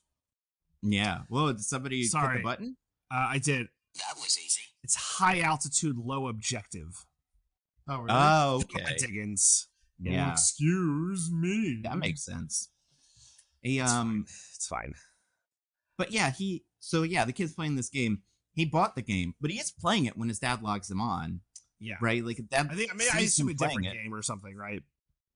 Oh, I think it's that game. He Oh. sees him playing the game and then. deletes it. You're right. Yeah. But I see. so, considering what's about to happen in the movie and then what we're going to learn later, that doesn't seem like what he would be doing unless he knew this would happen. Yeah. But then, why? It doesn't seem like he's on your scent at all. So, Yeah. I don't understand it. Also, we didn't bring this up, but I think this is one of my favorite little details. We see a list of all of the terrorists because we are, by this point, also, he's checking in to see if Mhm. there's any new Disruptor information. right. Disruptor's the only terrorist with a picture, even though the terrorist at the top of the list that we scroll past really briefly is anonymous. That guy's got a picture, He Also, should get a picture in the little chart. Don't think he's number one terrorist. Don't think he has been. No. I Probably agree. ever, but certainly not for a long time, if ever.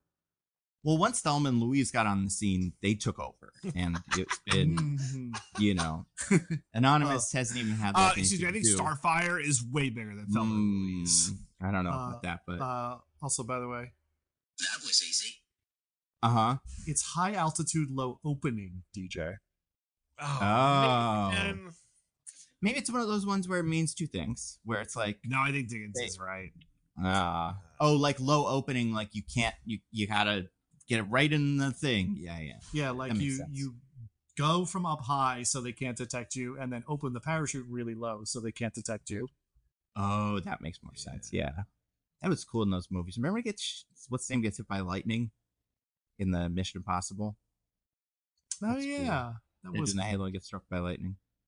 But yeah. So Dave, what's Right, Dave up to, yes. you guys?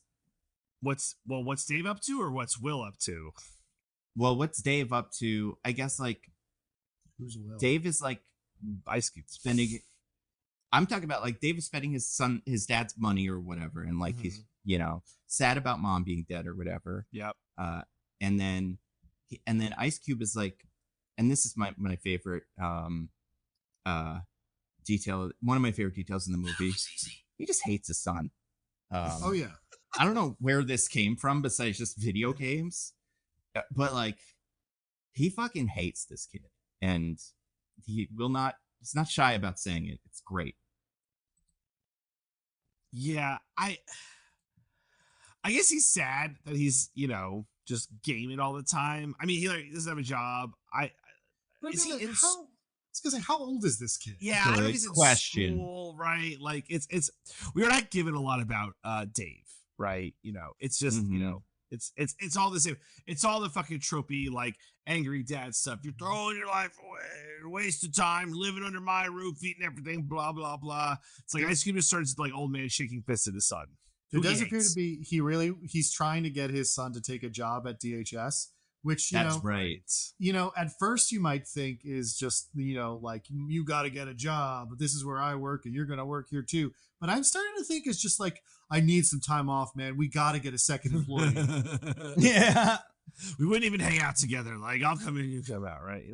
But of course, Dave is reticent to this because it's like don't want to surveil people, blah blah blah blah blah. Yeah, because Dave is a normal human being who's like DHS, the incredibly evil, perhaps one of the most evil departments of our government. No, thank you. Perhaps. And even if he thought DHS was cool or something, if he's ever asked his dad, like, what do you do like during a day? Like, what's your work day like? It would sound insane. So, I think you could convince someone to like Dave to join DHS. Like, oh, you can get hack and get terrorists, but it's really just like opening up cameras at people's fridges and checking to see what they got, and then tapping on people's things and find out the phones. Mm-hmm. Also, I assume this guy's been working there longer than their mom has been dead. Yeah, that's just I would assume. So has he always been a control freak then? Like this That's a good question. It's not like you just get this job and then you're on calls with the president. So it is funny that like you are if you're the only DHS employee, right? Yeah, that's right. true. I don't know what like the word is. Like it's interesting, but like again with I'm looking the dead wife reveals like 10 minutes in, so it's crazy how far we've got to 90-minute movie. But don't worry, it's a lot of there's a lot of the middle where it's just there's not a lot going on. So he has the last voice note from his wife that's on Facebook Messenger, and it's like he's never saved it anywhere else. Yeah, right. Only Facebook Messenger, and it's like don't forget to take the trash out and be nice to the kids. Right. One of the last words he hears from his dead wife that he replays, I think, on the anniversary of her death. Be nice to the kids. He has not taken this to heart. Like, my dead wife's last wishes. Like, basically, if it's the last thing you hear from him, you can treat it as their last wishes. Be nice to the kids. Nope. Be as mean as possible to his kids. Yeah, well, he kind of read into that. The phrase is be nice to one of the kids. And he picked the daughter. And she's to be fair, she's creating cannibal code to reprogram DNA or something. Like, she's very cool. We get to see an article in The Lancet about it briefly. Yep. He's not nice to her either. No, he's not. Well, yeah. So yeah, there's a lot of multitasking in this movie. There's a lot of a task starts and then it's ongoing, and then we start a new thing and then we pick it up. So this is where this pace starts happening. While he's on the call with Dave, he finally gets a hit on the Disruptor, this super hacker terrorist, and it's like, oh, he's gonna, like Diggins said, use programs to pinpoint his location, and they get it. They get his location. So he asks for a warrant so the FBI can go bust in and get the Disruptor. Hey, do you know where the Disruptor is, by the way? Do you remember? Chicago. Now, I would assume because of everything that happens in this movie takes place in DC, right? Yes. Like, so how did Disruptor do this? Considering we know where he's been the whole time. Disruptor is many, many people. Yeah. Is Disruptor many people though? I think he's It's at least Disruptor. 5 or whatever. But they all get their own name. Disruptor That's is true. one of the identities. Oh, It's not the yeah. Disruptor group. He's Disruptor. Spoilers for the later. He's Disruptor. And like the other ones are like Starfire. And you know, we learn more about Disruptor later, Nando, it's not a spoiler. yeah, exactly. For when we learn more about. So like, it doesn't. It's a horrible reveal. It doesn't make any sense. But also like this one detail. If this was in TC, I'd buy it. But it's in Chicago, and Well, yeah, it it's is just like complete bounced nonsense. IP address. It doesn't. You doesn't have to physically set anything up to bounce. There's an like IP the address from laptop someone there. else. Yeah. It's But it like could an have been empty. there. Yes, I mean, with the laptop, Wow. but that could have been there for a minute, right? I don't know. For what though? Whatever. For the reveal. Well, I guess so. anyway, my favorite part of this, That was easy. there, at one point, he's getting all his assets to view everything. And this must be the most used command that he does for this whole thing, but it's commandeer drone is something he does a lot. Now, two of us, live in the great state of New Jersey on this podcast. That's and, right. And we That had to was invaded endure- by the drones. we That's had to right. endure Yeah. months of just like, oh my God, there's all the drones in the sky. And What now we know what it drones? was. They were It's- filming War of the Worlds. What No, drones is he- somebody's daughter was walking through New Jersey. She was on vacation at the shore, and he had to see every single thing she did from different angles. What drone is he commandeering that's just hanging out in like the Chicago skyline? Like, he commandeers all these drones. There aren't these drones, like, up satellites. Sure, we're being watched from every Well, angle by satellites, But we're not, because all the satellites are gone at this point, so that That's doesn't right. track either. God. And let's not Because, even ask one question about what that would actually mean. I do think That was easy. we have missed Yeah. Nando's favorite line in the movie. I So know. do you I think was it was gonna get before back this? to it. What's up? I Oh, think it was do we have before a- this, so I didn't It want to wa- go. it was I didn't want to go by without you was- getting a chance to talk about it. It was way before this. It comes up for no reason. He just gets a call from a person named Sandra NASA, which I assume isn't what the Microsoft Teams would name her. Her name would be Sandra, whatever her name is. But It's funny he's, like, because giving this is her apparently a nickname. really good friend of his. Yep. To the point where, Yeah. like, I'm pretty sure she's calling to talk to him about this, not because it matters that he knows, just because, like, they're friends, and she's like, hey, what's this? I just want to tell you about this weird stuff. Right. And also, she's at Well, his daughter's baby shower later, yeah, she's one of the 5 people at the baby shower. So and she gets a baby shark shirt. and, Yeah. and she was invited on the Facebook group to the baby shower too. We see her reply before the other one. So like she replied first. She's super into this family. So Her name is Sandra presumably- NASA. Yeah, Very close. apparently, like, super close friends, and yeah, I couldn't even bother to put her last name in his Sandra phone. NASA.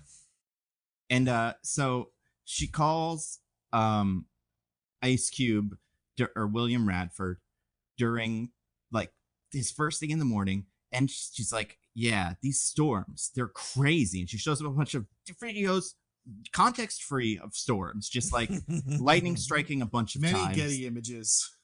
I'm assuming, yeah, Getty images from real life, like so things that happened in the world when we didn't I'm get sure War there of the won't Worlds. be any that- other stock imagery in this movie, though, Nando. No, not at all. And she says, like, I can't even figure this out. It's craziest storms we've ever seen.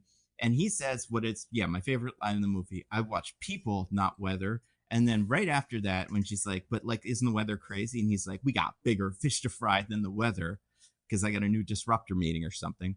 And I love that Like, the movie. do you think she does this every week? And this is why he doesn't buy it. Is He's every like, "Oh, week it's she's gotta like, be." look at all the Like- lightning, and he's like, yeah, I know. It's fucking. There's a lot on Or- planet Earth. There's always some lightning. I don't know what to tell you. Or she, like, calls up because she works for NASA, and she's like, there was a cool rock in the sky the other day. And he's like, yeah, Yeah. all right. Yeah, that's awesome. Space Mhm. is cool. Yep. Yeah, and he's like, and it's interesting weather, but like I said, there's no context besides the Statue of Liberty being in one of the shots. It's not like it's all the same place or something, and it's really interesting. And it's not like we could see an alien in it. She's Nope. gonna say later that all the satellites got destroyed, which she should know by now, and that should be what she's telling him. But she can't have done that yet because it's too early. Because this is the part of the movie where they're trying to trick us into thinking it's about a cyber terrorist. And Even yeah, though we I just know love the how name of the dismissive he movie, is. So, And in my head, I'm like, oh, they're fucking, right? Like they've got to be. That's got to be what's happening with this character. But like, I don't think they are because definitely not. He hates her, just like he hates his son. And yeah, he hates a lot of she's people. not Faith, his daughter. So, well, Nando, there are some subtle hints in this movie, like TuckerCarlson.com, that maybe Will Radford is someone with certain political beliefs, and amongst those people, it is unforgivable feminizing weakness to ever express a positive emotion. That's a great point. I think that might be what's going on here. I believe it's quite possible. All right. I don't even know where we are. Yeah. Oh, I got you guys. So we got the FBI warrant out for the disruptor. So that's happening. So I also just want to say real quick, not even an easy button. Just at no point does this movie even try to convince us that this guy is worth the FBI's time. It's true. He's just like leaking info about the government. Like there is no actual threat to the American people by this guy whatsoever. And the info he seems to be leaking, according to Ice Cube's character, is fake anyway. Because he's talking about the Goliath security program and stuff, and there's all this stuff. As we will learn, Ice Cube is not just saying that, sincerely believes this does not exist. Mm-hmm. Yep. But still a threat worthy of an FBI raid.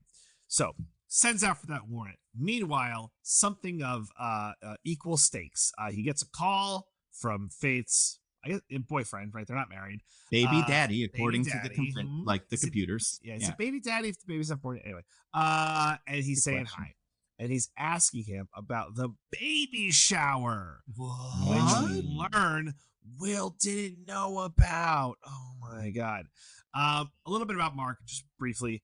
He's an Amazon delivery driver. And he seems to be one of history's greatest heroes. Yep.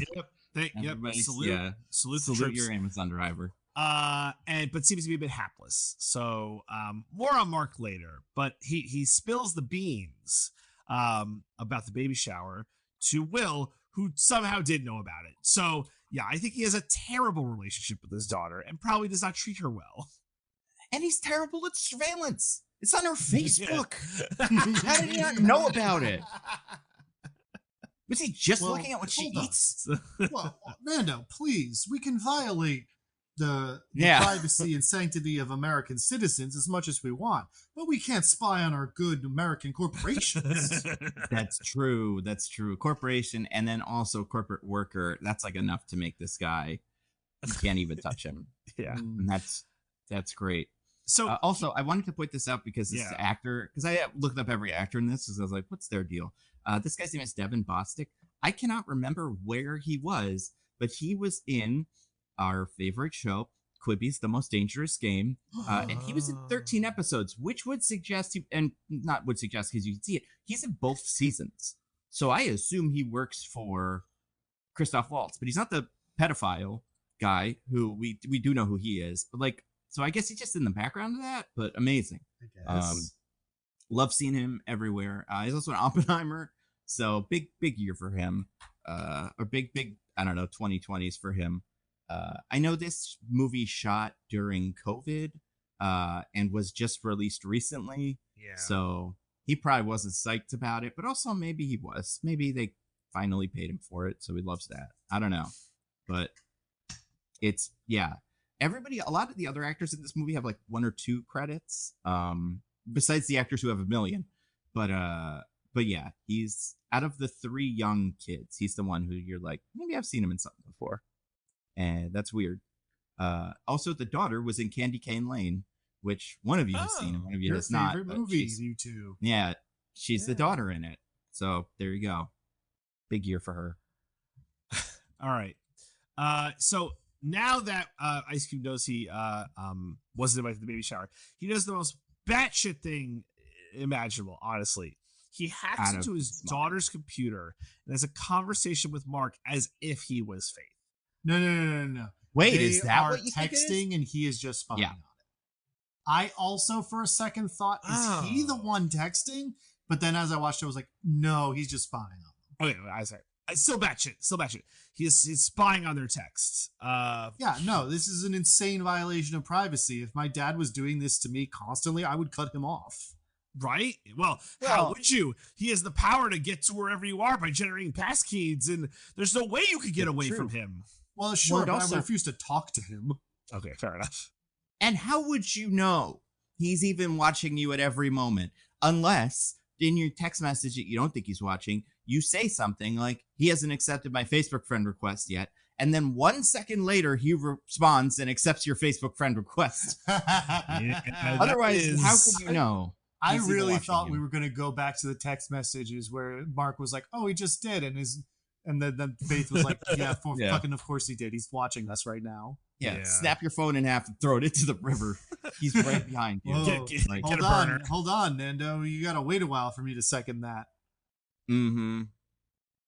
Oh, yeah. I mean, you can never get enough of it. It's the best. Also, one thing about his wife that I think is kind of funny, is there's no wives in here, Nando. There's only dead wives and baby moms. That's true. The dead wife, correct. And this is Erica Radford. I assume her banner is like some weird thing on Facebook that they made of all of them sitting together.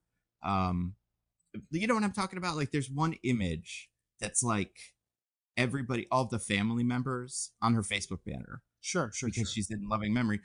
Will's in these clothes right now. So I'm pretty sure they took these all at the end of the show and then just kind of worked with what they had. What, you think that they were going to buy 2 costumes for Ice Cube? Get out of here. I don't think so. Yeah. It's pretty incredible, honestly. Yeah, considering that. And yeah, it's just really funny. His picture is a way different detail than the other two. It's weird. That's all I got though. Good. This is so brutal.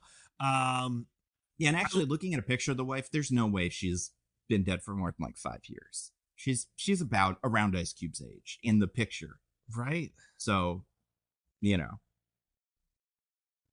she died recently. We died.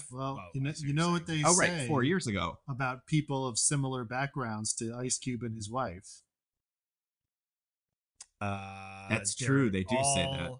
They're all sickos who just want to spy on people, and that's why they're just working for the DHS. As far as we know, his wife was not a sicko who spied on people. We don't know. Maybe that's why they got along so well.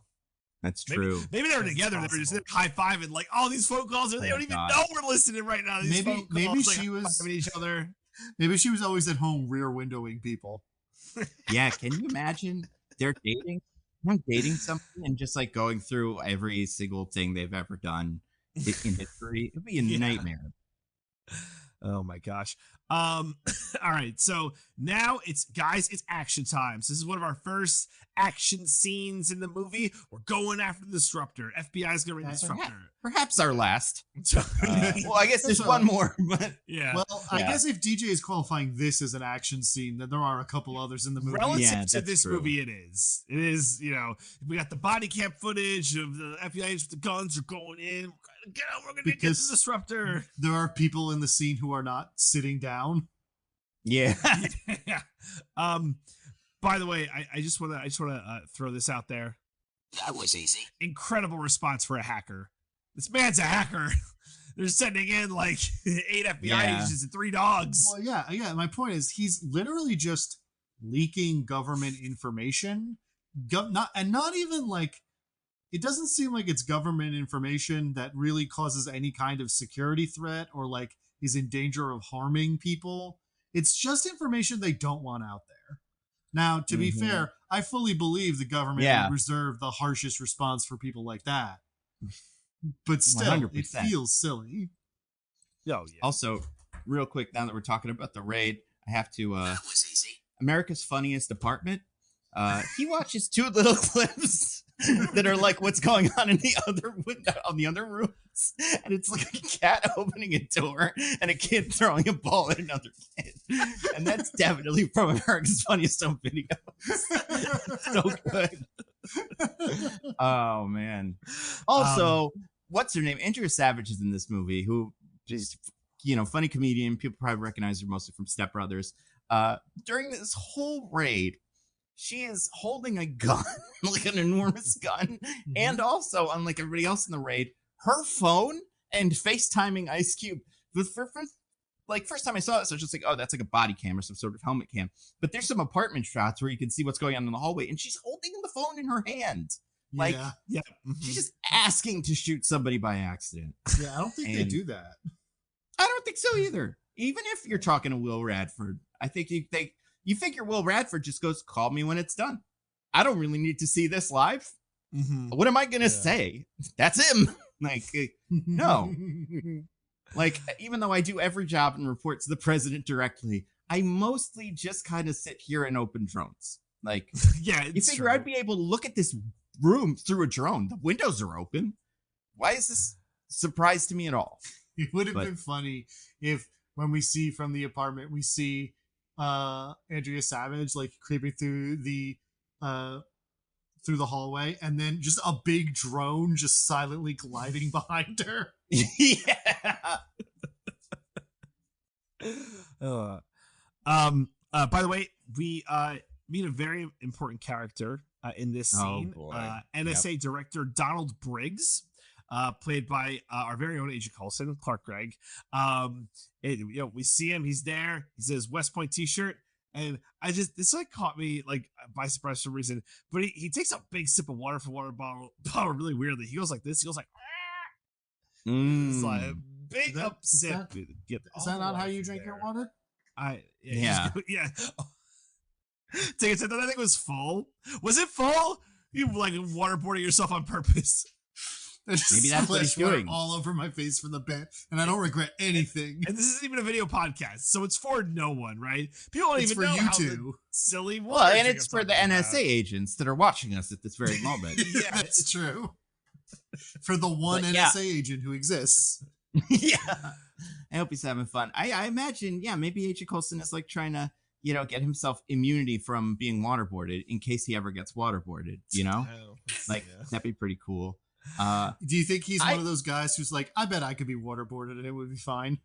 Oh, for sure. I mean, this character, yeah, absolutely. Also, Agent Coulson, or whatever this character's name is, just like a little, hint about water bottles. Traditionally, when you buy one, you take the sticker off the bottom of it that tells you how much it costs. You put it in your washing machine, and then that destroys it. The only way that would still be on there is if, say, I don't know, they got it this morning for this movie, because you can see the big price sticker on the bottom of the water bottle when he drinks it, and it's pretty funny.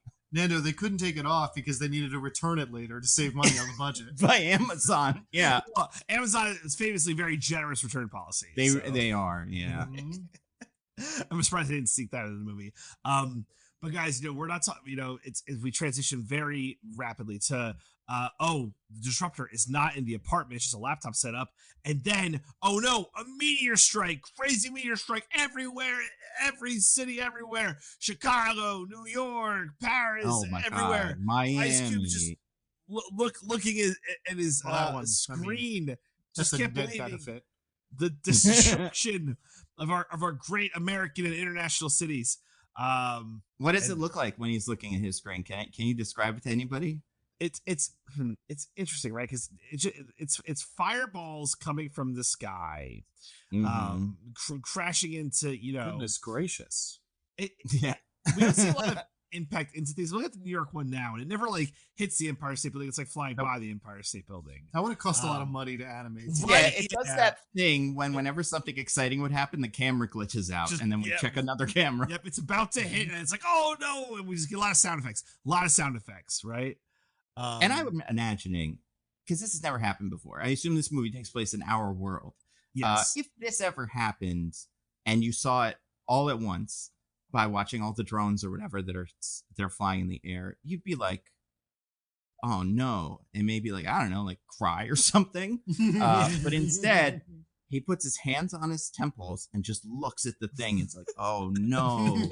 But then he goes and checks on Fox News to see what this truth is. And it's and then this is the start of him just watching the news. And some of this was like truly devastating. Like there's one of someone filming like on an airplane, and the airplane gets hit. Which were they live streaming on the airplane? How did that? Yeah, well, that's what happened. That's what started all of this.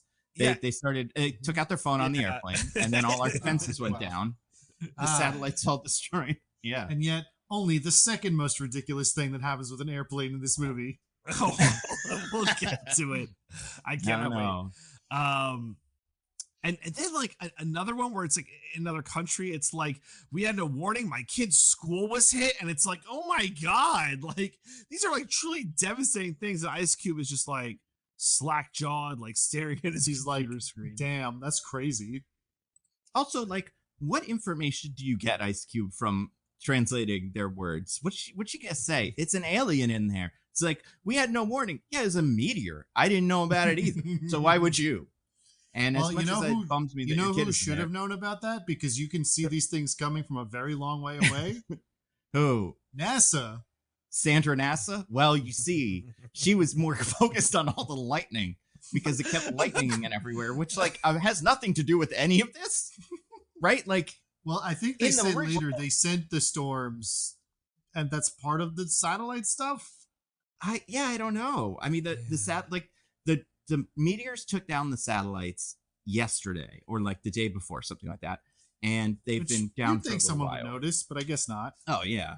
Well, if only each satellite has a little camera pointed at the other satellite, and then if the satellite it's looking at goes down, it sends a warning. But if all of them go down at the same time, there's no camera satellites and all the other ones. It's a foolproof plan. It almost, just in case all of them get destroyed, then we're fucked. But yeah, and he's just watching. She's just watching lightning storms, so she doesn't check the satellites. She's like, I watch weather, not meteors. That's right. That's right. Yeah. Oh my god. So Ice Cube's watching all this, but then he says, oh no, alert Washington DC, and then there are meteors in Washington DC, and then his building shakes and his coffee's everywhere, and he's like, oh my god, we get a lot of this action with the camera. It's all moving. And he's like freaking out because of Faith. So he checked all the cameras for Faith, can't find her, and so he's going back to watch like recorded footage, and he sees her in the lab like go under a table. He's like, yeah, Faith, yeah, under the table, let's go, yeah. Putting her on. I mean, it is what you're supposed to do during an earthquake, but yes. Very strong reaction. Yes. Well, and also before he checks the lab, he real quick does a scan of all the cameras in her house to see if she's at home, which means, did he put those there or does she have those there? Because I mean, they're not like normal fridge cameras that we all know and love. These are like, I guess his cameras pointed at them on the couch. I have to imagine it's all the cameras and their many Alexas they have scattered throughout the room. Oh, that's true. That's probably what it is. Yeah. Meanwhile, Coulson is yelling at Will to get on a Zoom meeting, an emergency Zoom meeting. We'll get to that. He's like, you're our only employee, Will. Come on. Yeah, you need to get on this. But so he checked on Faith, but now he has to check on Dave. Dave, who he calls and is like running through the street with a shaky cam, and then he's like, Dad, oh god, and there's a crash, and then go ahead. A scenario he finds himself in that, when you consider later events, doesn't make any fucking sense at all. Absolutely none. Why is he outside at all? Like, he was just inside. He should be inside still. He was just inside in the same place we saw him. We will see him later. And like, I know there's a whole like thing about it, so I guess maybe he could have run from one of those places to the other, but why? Because he knew they would target him or something. I guess it's the explanation. It doesn't make any sense. So we lose the feed because there's like an explosion behind him and the phone goes dead, and then it's like, well, hold on. Oh, darn it. Oh, I'm fingering my great button. That was easy. There we go. Yeah. Oh, yeah. The world's shittiest GPS.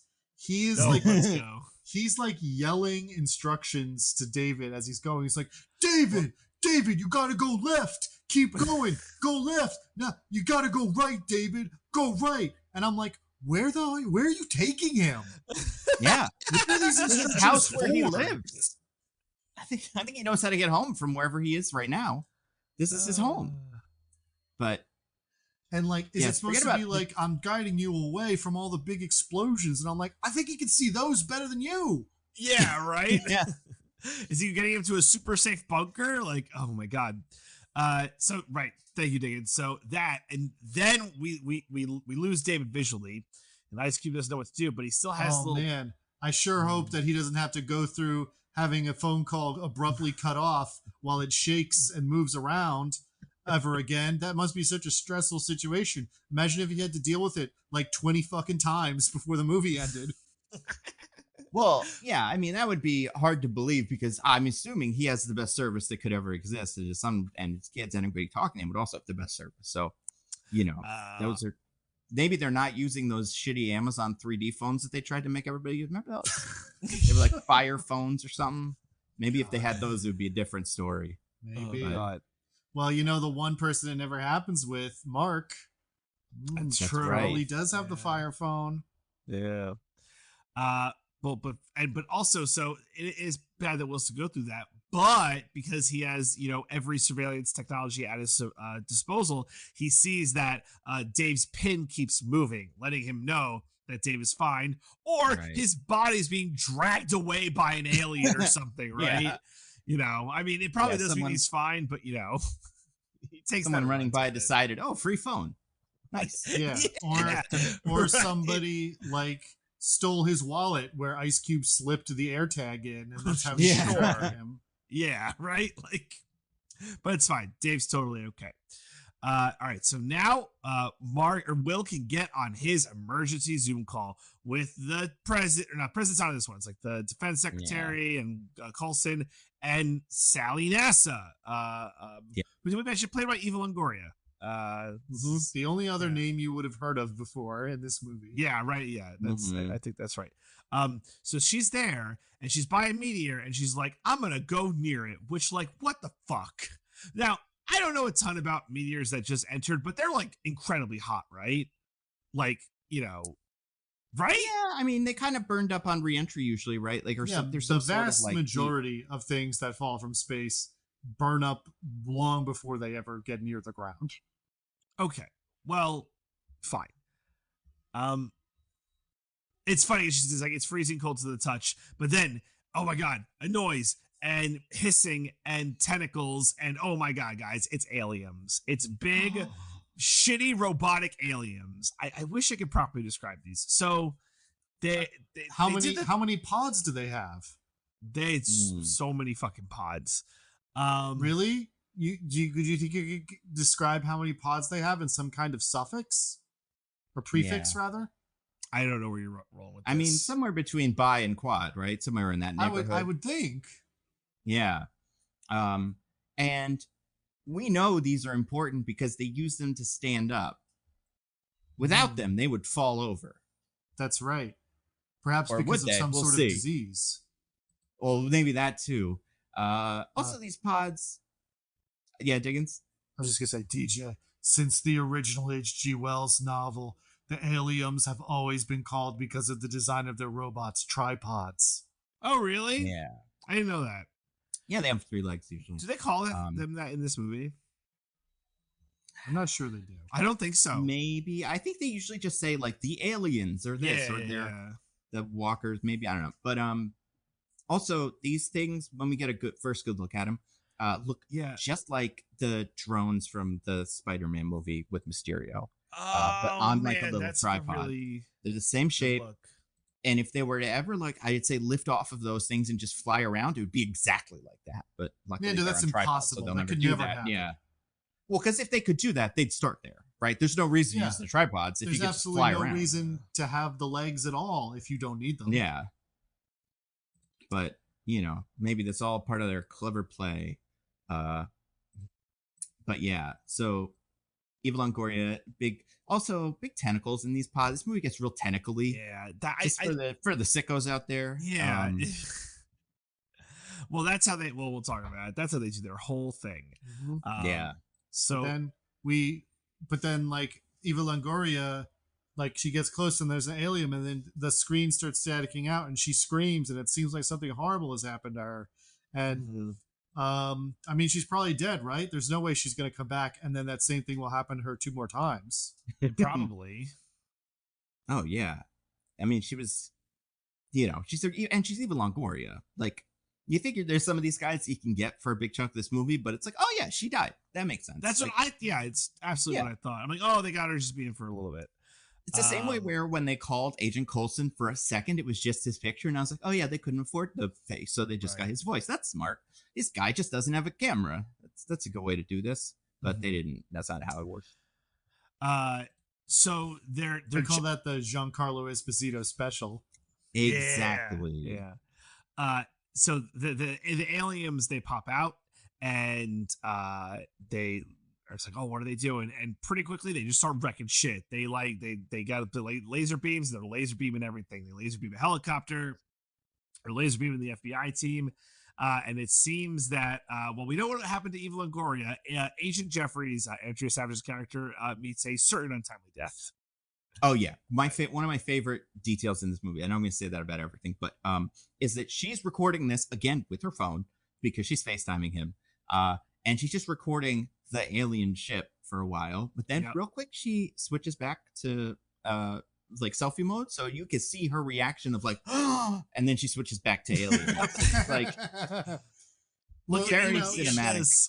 She was like, well. Will Radford isn't going to realize how crazy this is if he doesn't see me, the NASA scientist, thinking it's crazy. Exactly. Yeah. And also, while this is happening, Will gets a call from Dave, his son. Dave, his fucking son? Oh, fuck Dave. He should stop calling right now. I already don't want to hear what he has to say. Dave is back Dave, home. who he was worried might be dead like 10 minutes ago. Mm-hmm. Yeah. Dave would spend $250 on video games today. He tells his dad, you don't understand the dynamics at play here. That was my I'm always saying that to my dad. I don't know about you guys. I should start saying it more. To be fair, Will Radford does not understand the dynamics at play here. That's true, He's but also wildly misunderstanding in them. his defense, this is the one situation in the entire movie where it's reasonable that he doesn't understand the dynamics at play because they're insane. True. But his son appears to know the dynamics at play somehow. Yeah. Where did you clock what was going on here? Because for a while I was like, oh, the alien game is this. That was my he knows first this from the thought video also. game. And then Around that's the only thing that makes anything remotely sense. Like that makes sense in a game like this, especially with Amazon, because it'd be like, oh, we want to make it seem like going on your phone and streaming your game and stuff. Those are cool things to do, and use our Twitch. The second time he does the phone call where he's like, Dad, I gotta tell you stuff. It's important. And Ice Cube's like, fuck you. Yeah. I forget exactly what it was he said or something, and they made me go like, oh, it's this other thing that's even dumber. Mm-hmm. What you mean? I mean, we've already said it, right? But him being the disruptor, like that being the reveal. I mean, perhaps, yeah. If that was what's gonna go on, but like we said, that wouldn't make any sense, right? I mean, so incredibly stupid. Yeah. Agreed. Well, but now, guys, we got a problem. Aliens are attacking, and we're fucked. So, there's another a call, and they tell Will to do the most important thing to do in this scenario. Well, first, Will watches the news for a while. He watches CNN and like all the different news and goes like this. Oh no! Oh no! Yeah, I actually have That was easy. I got a little thing. I got a easy button here labeled Ice Cube, the media intern. Yeah. Because like Agent Coulson tells him, like, we're having a meeting with the president. I need you to put together the threat assessment of everything that's going on right here. That's what I was going to say. It's the most important thing you could do. The way Ice Cube does that is not by using the super cool surveillance or like all the government files and data assets at his fingertips of the assets. He doesn't have like military people call in and like explain what they're seeing. He looks online for news clips and then puts in what the newscasters are saying into like an Excel sheet. Yeah. And that's his 100%. Exactly what I would do if I were him. I would go to the news and just put it on the news. And then I crop it so you couldn't see the news. parts, so it looks like I took those pictures or something. But Mr. President, here's our assessment from Mr. Radford. Yeah, Sir, where'd you get these resources? You know, all over, man. Truth Social. Oh, Fridges, we love that. Cameras, yeah. Mr. Beast. Oh, So yeah. he was streaming. Also, not sure why DHS is doing the threat assessment and not the military. It's a good question. They're all out and busy. It's true. So Will makes his little PowerPoint little presentation, shoots it off. No, he doesn't. Nope. He holds on to it for a while. Yeah. Oh, you're right. He takes his sweet time. Nobody needs to see this. The president of the United States is like, I really need that threat assessment. Are you going to come to our scheduled Zoom meeting? And he's like, no, I've got to yell at my daughter while not doing anything to help her. Well, you're not gonna hack a Tesla or something. Yeah. So this next part's crazy. So, Faith was fleeing, and unfortunately, there's a rubble crash near her, whatever, and she gets impaled in the leg with bar. Yeah, it's like rebar. Yeah. Yeah. So thing, yeah. Pretty bad. Like really fucking bad. Fully through the leg, like a prop comic putting a thing on. Yeah. Like it is comical the degree to which this thing is like forming a 90-degree angle with her leg. Yeah, it's like an arrow through Steve Martin's head. You're like, okay, that's convenient. But he knows she's alive because he checks her heart rate. Yep. Because he has a heart rate monitor. He's attached to like her Fitbit or whatever. Did Amazon buy that? If they did, then he has that. And he's like, your heart rate's up. That's bad. And I'm like, really? Her heart rate's up during the fucking alien invasion? I was gonna say. Also, it's not. It's at 103 beats per minute or something. That's super reasonable for just like walking down the street. Yeah, that's like within the margin of error even for a resting heart rate, considering how not very sensitive those Fitbits are. Yeah. Also, I don't want to hate on the movie too much, but when he is, I do. I'm sure the people that tried really hard to do all this movie tried their best to make it all kind of concise, or like to make it all like everything they open to work with all the other things. But we see her heart rate charted over time, and that chart would suggest that it is currently 10 p.m., which it is not. It's clearly not. It is 10 a.m. They almost got it, but they didn't get it. They had to flip it. Yeah.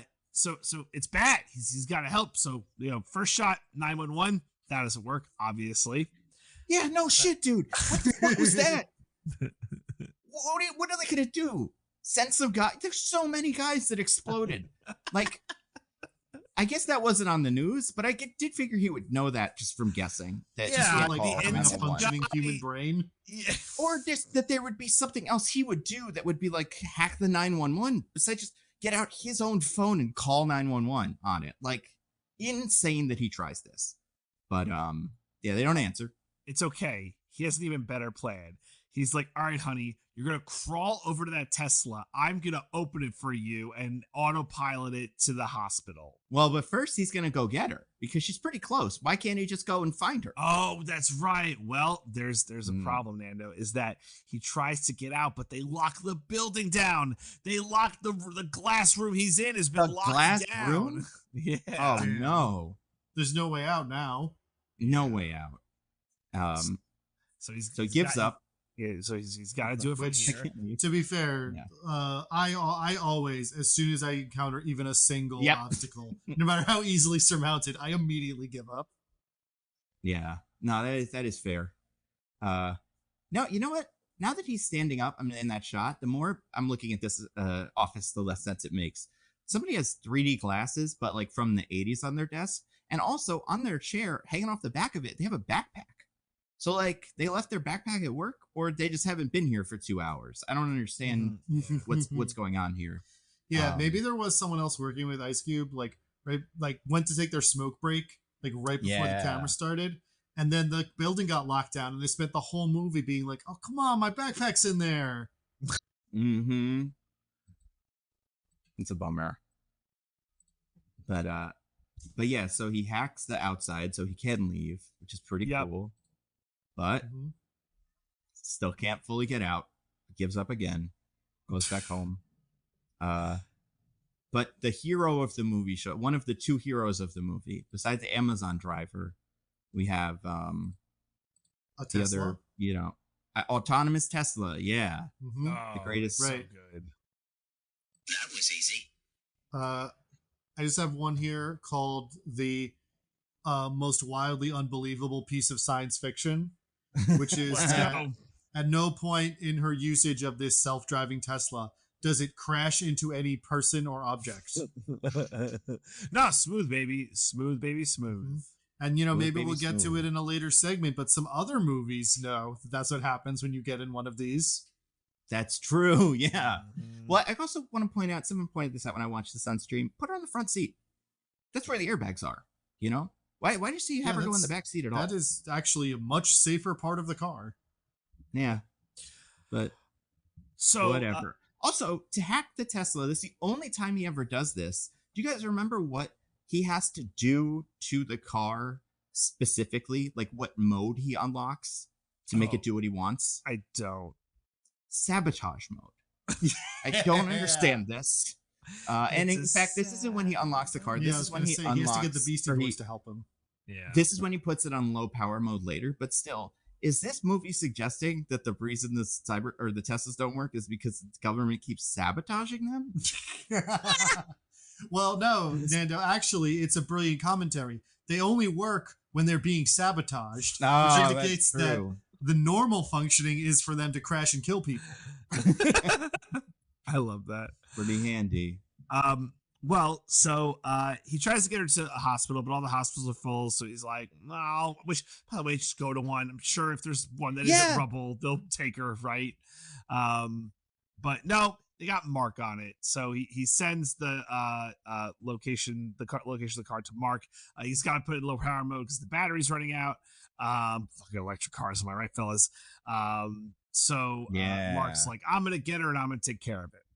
Okay. Also, Mark seems to just be driving.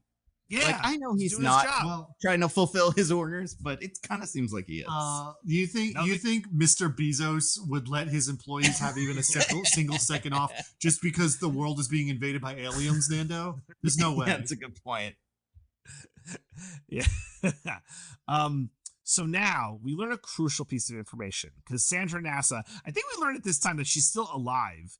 And Will isn't like, oh, thank God, right? I was going to say, it's not really any kind of dramatic revelation. She just kind of calls Ice Cube and is like, hey, I'm still here. hey, I know it seemed like I died, but actually I was fine. That was the other lady. We killed her. We kept me. So now, and I want to talk about this. This is going to be like probably a ton of these. That was easy. That was easy. That was easy. That was easy. That was easy. So we learn that the aliens took out the satellite network first. That's right. Wanted to take out our eyes. So we couldn't Right. see anything. And as everyone knows, when someone pokes out your eyes, it's impossible to notice that. That's right. Yeah. So great How point. are you supposed to look at your eyes not being there? There's no eyes. That's right. How is this being discovered now? I think more importantly, how is any of this happening right now? Because there's no fucking way, right? I mean, I would buy a world where they're using some sort of secret internet that not everybody can use. But the fact that like Facebook's still going makes no sense. Or like the fact that the consumer internet still exists doesn't work for me. YouTube is still we'll get to YouTube. YouTube's pretty cool compared to Facebook. Yeah, Truth Social's still kicking. I don't understand how they got footage of the space station being destroyed. Considering the space station got destroyed and all the scientists got destroyed, which means they didn't have this footage before, and because they didn't know about it. Did the aliens give it to them when they were done? Because they were like, they won't understand if we don't show them. So, oh no, it's actually really embarrassing. They had that footage the whole time, and like someone was supposed to review it, but like they just got really lazy and just didn't do it. Totally. Like when the aliens started invading, the one intern like looked at his queue and like saw all the satellites across the entire planet exploding, and he was like, "Fuck." But the news chyron is so great, by the way. It's Oh, Meteors appear to have been crashed into NASA satellites on purpose! Exclamation point. Like they meant to do it. They had a motive. The aliens didn't just see all our satellites get hit by meteors simultaneously, and we're like, "Now's our chance, boys." They just said so many it was impossible not to hit them. Oh my god. Also, one of the shots they have, and I don't know, I mean, I don't know why this would bother me so much, is from the perspective of like Mars or something, and it's the asteroids coming to Earth, but it's so far from Earth that it's like, well, there's no way this is a satellite that's still around, and it's, but yeah, they have all the angles. I remember this is maybe the part of the movie that got the biggest reaction from me specifically. Well, to be fair, this bit shows we see an image here that I absolutely love, which is just Ice-T just kind of being bored, and it's him watching all of the footage and just like watching it like, oh yeah, with his mouth open. But then we get and he's listening to the news that is saying like the armies are all getting together to kill the aliens, and there's footage of like army guys going and stuff. God. Yeah, assembling for joint offensive. The president is going to lead the thing. But then my favorite thing that happens in this movie, "Waiting on You," is a message that pops up in his thing that just says "Waiting on You," because he's just watching the news now. He's not getting any information. He's not putting this in his little spreadsheet. And it turns out he's the last person on a phone call with the president and the other secretaries and also Sandra NASA. Also, the one guy is still on the golf course. The defense secretary is still out there golfing. Well, do you not have things? He was having the best game of his life. He's just supposed to stop. That's fair. Yeah, he's just have to hit his record. And the meteors under par at every hole so far. That's crazy. Mm-hmm. And the meteors did hit the golf course. So what are you going to do? Yeah. Stop? Even though it's very important, you gotta, it's definitely on their list, but they haven't gotten it yet. But yeah, how does this conversation with the president go? It's just incredible. So Will Radford goes, all right, well, it seems like they're converging on data centers. No, not yet. No, I don't think that's right. I think now he's saying like nuclear power plants and shit like that. Yeah, I don't think they figured out the data center thing yet. I'm sorry, you're right. A thing that never has any bearing on anything or happens. And a thing that anybody that's even looking at the news could figure out. Because the images that he's going to look at are like 3 alien ships blowing up a nuclear power plant. Mm-hmm. Right. So also, as discussed, all of his threat assessment comes from clips from the news. Yeah. Mm-hmm. Something that's also they're going over major infrastructure sites. I don't know if this is supposed to be a sum up, but like he's got red dots over the global map of like where things are. The US has like 1, 2, 3, 4, 5, 6, 7, 8, 9, 10, 11, 12 in total. It's like 1 in New York, 1 in DC, 1 in Chicago, I'm guessing, only 1 in Texas, 1 in California, but not LA. That looks like it'd be San Francisco or something like that. Yeah, it's pretty high up. Smattering across the Midwest, but it's like we got more. What, the Northeast has nothing? Nothing in Miami or Florida, Well, you see that DJ. The problem is that they're attacking the real America, the heartland. That's right. And that's true. If we let them rampage, then the only thing left will be the coastal elites, and that's would be the real tragedy.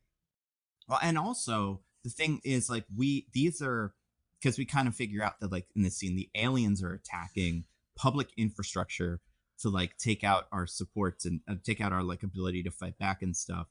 But what happens now is most of the power plants in the United States feed directly into AI data centers. So those don't come up on the bubbles anymore. There used to be a lot more red dots, but now after the AI centers got in place, it's like down to 7 or 8 red dots. Also, feel real bad for South Korea, considering they don't have any dots. I don't know what they're doing over there. But South Korea is like, what's everyone talking about? Right. Yeah. Japan, also dotless somehow. I don't know where these countries, how they missed out, considering the amount of data they might have. I was going to say, slightly valuable data. When we learn what the precious resource the aliens want is, I mean, of course, 2 of the most highly like internet Yeah. wired connected countries in the entire world wouldn't have any of that resource. Mm-hmm. Do you think the aliens just like got a risk board or something and were like, this is all what's important, these little areas, and there's 8 of them in Asia and 2 of them in Yeah. Australia, and they didn't Like- really figure out what the actual countries were? They're like, okay, so the continent bonuses are important. Asia's, I mean, it's a big Yeah. bonus, but it's so big. There's no real point in going after it. You can No. hole up in Australia if you want, but like you get like North and South America, you're pretty much unassailable. So I think that's what we should really concentrate on. And that is what we focus on in this I mean- movie. Siberia has the dot. Like, Yep. it's crazy. So now we get to everyone's favorite part. It's our boys in camo. They're gonna go. We're gonna get them. Mm. And now And Will this- Radford. Against this worldwide threat is only the Yep. American military. Yeah, right. They're fist bumping. They're getting ready. They're getting in all their different vehicles. They're parachuting. They're getting on. Probably someone airland and says sea. hoorah or oorah or ooyah Yeah. or whatever all the various calls are, depending on what branch of the armed forces you're in. I don't know how anyone could possibly care. Have more different cries if you want people to know. That's all I Well, can say. we do know that NATO, China, and the U.S. all joined forces for this. We do mostly focus on U.S. stuff, but they're all there somewhere. So that's Yeah, pretty NATO cool. and China joined with moral support. Yeah, Russia's well- doing its own thing. They can't really be Yeah, interested, right. and Israel, they're still at it, man. know, they they just wouldn't- cannot be Oh, bothered. They're like, we got more important operations going on. Yeah. No. Do they have a dot? They've aligned They're with like, the aliens. if we're- They've if we're- decided. If we're all gonna die, we gotta make sure these other people die first. Oh my Yeah. God. All right. Well, this leads Will Radford to get up his war map. And guys, I want to read all the stats on this war map Yeah. for our plan Please of do. attack. We I should. love it. Victories. So I guess those are ones where we win. Sick. Victories. How We many can't are have more there? than one, right? Like, how did we even get the first one? We haven't shot any of these things we yet. started 93. Started Yeah, we 93. start really high. Damn. Do you think Is they that have like- like moral victories? Yeah. And like the victory that they forgot to land at South Korea and Japan. That's like a victory for us, but it's not like Or we didn't kill an alien there. Maybe they're all, like mission accomplished where somebody Yeah. like shot a single bullet at one of the tripods and was immediately like, we did it, guys. There's no way that bullet didn't work. We're cool. Well, hopefully one of the other features of the live update will let us know how many actual aliens have been destroyed. We'll get there. We'll get there. Yeah. So obviously, if you have victories, you need defeats. So I don't know what a defeat is. Those are our defeats. Like we got it's- defeated in that those number's red. moments? Victories Yeah. is green, good for us. Defeats red, bad for us. Makes sense. Just like we have- Christmas. Units in deployment, which right now is 20,769. Units? Hold on. Yep. Yeah. Individual guys, or what do we Right. think that number means? I mean, That was easy. it can't be guys. It's so few. It better not be guys. I would hope not. So we're fucked. Those better be like number of battalions or something. Yeah. It cannot be person. Just taking a wild guess and saying there's about 100 dots on this map, which maybe is true, maybe Okay. isn't true. That means there's about 200 guys per dot, which can't be right. Yeah, Like, there's we no see way. so many guys. not with 93 victories. No. Yeah, everybody's getting one victory per 5 guys or something. The numbers are incredible. Unfortunately, we do have casualties, 5,292, so we're losing them. We're losing. Wow, That's that's gotta like be- 25% of our units. Okay, we Well, don't and know that what has to be. units. I feel like that's the number of people, right? Like there's, but also, I don't know how we're getting this information, but also, whatever computer's giving us this information should probably make the Excel sheet next time because it seems like it knows everything. It's not going to be distracted by its daughter. We then have hostiles defeated. Very important number. Okay. 172. We killed 172 of these things. That's pretty That's- good. A Damn. lot. I mean, Yeah. that's I'm more pretty than sure there are that- dots on the map. So we won. We did it. Well, I I mean- mean, you would think that, but the number below that is estimated active hostiles, which is 9,851. So we got a ways to go. Well, and we know that what was I going to say?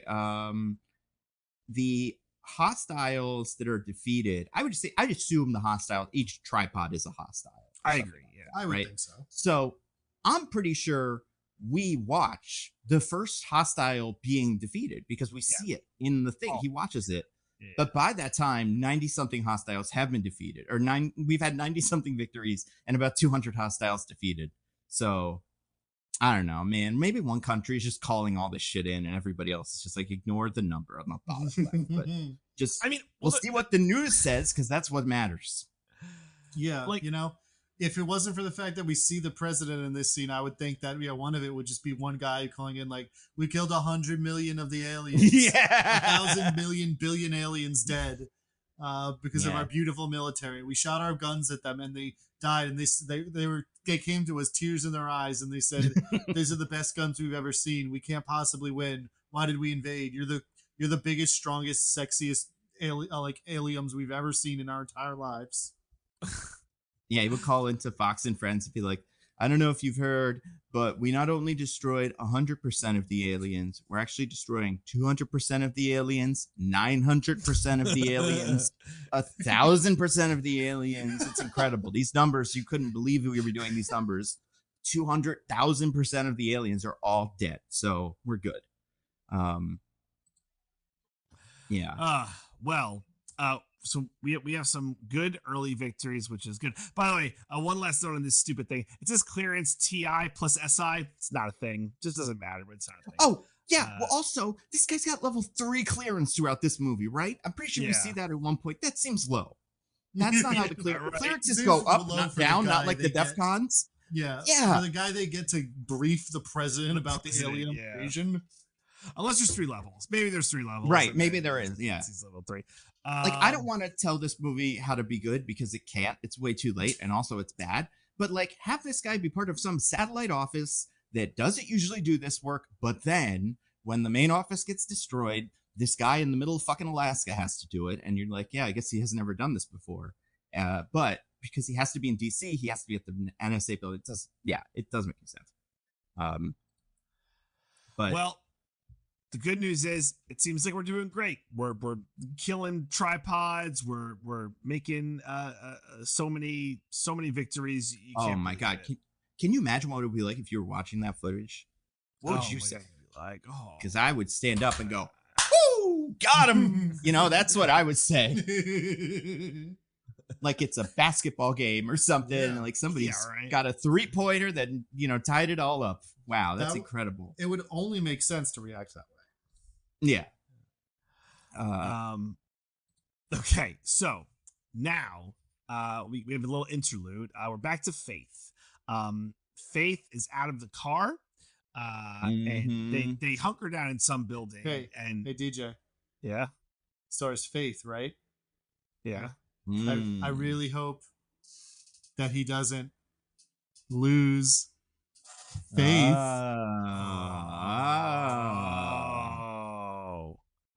It's kind of what this movie's about. A little bit. He finds her with Mark yet. Is Mark there yet? Is on his way? Mark's on his way. Mark never arrives from this first call. Oh yeah, Mark is like jogging down the street at this point when he finds him. Okay. And basically she's like, "Dad, I really gotta pull this thing out." She's like, "Don't you fucking pull that thing out." Swear to God. And she's like a biologist, which she knows this stuff. You assume. Literally not a doctor, so maybe doesn't have like doesn't have medical training. Doesn't have full medical knowledge. I feel like biologist is enough to know that it's good if the blood stays inside the body. Yes, blood should stay inside the body. But it hurts a lot, Diggins. So, but he's doing his best, but he can't focus on her because the tripods, they're moving, they're changing directions, and Sandra Ness is on the case. Oh no! Oh shit! And we learn now that they're after data centers. I think we learned this now. Yeah, this is when we learn that because the military's doing good, but then the data centers get all kerblooey. Yep. And they're changing directions. The alien ships start like going in towards something else. but what could it be? And you go. Well, and now we get a call. We get a call from Dave, and Dave is trying to tell Will, Dad, you don't understand. There's stuff going on you don't even know.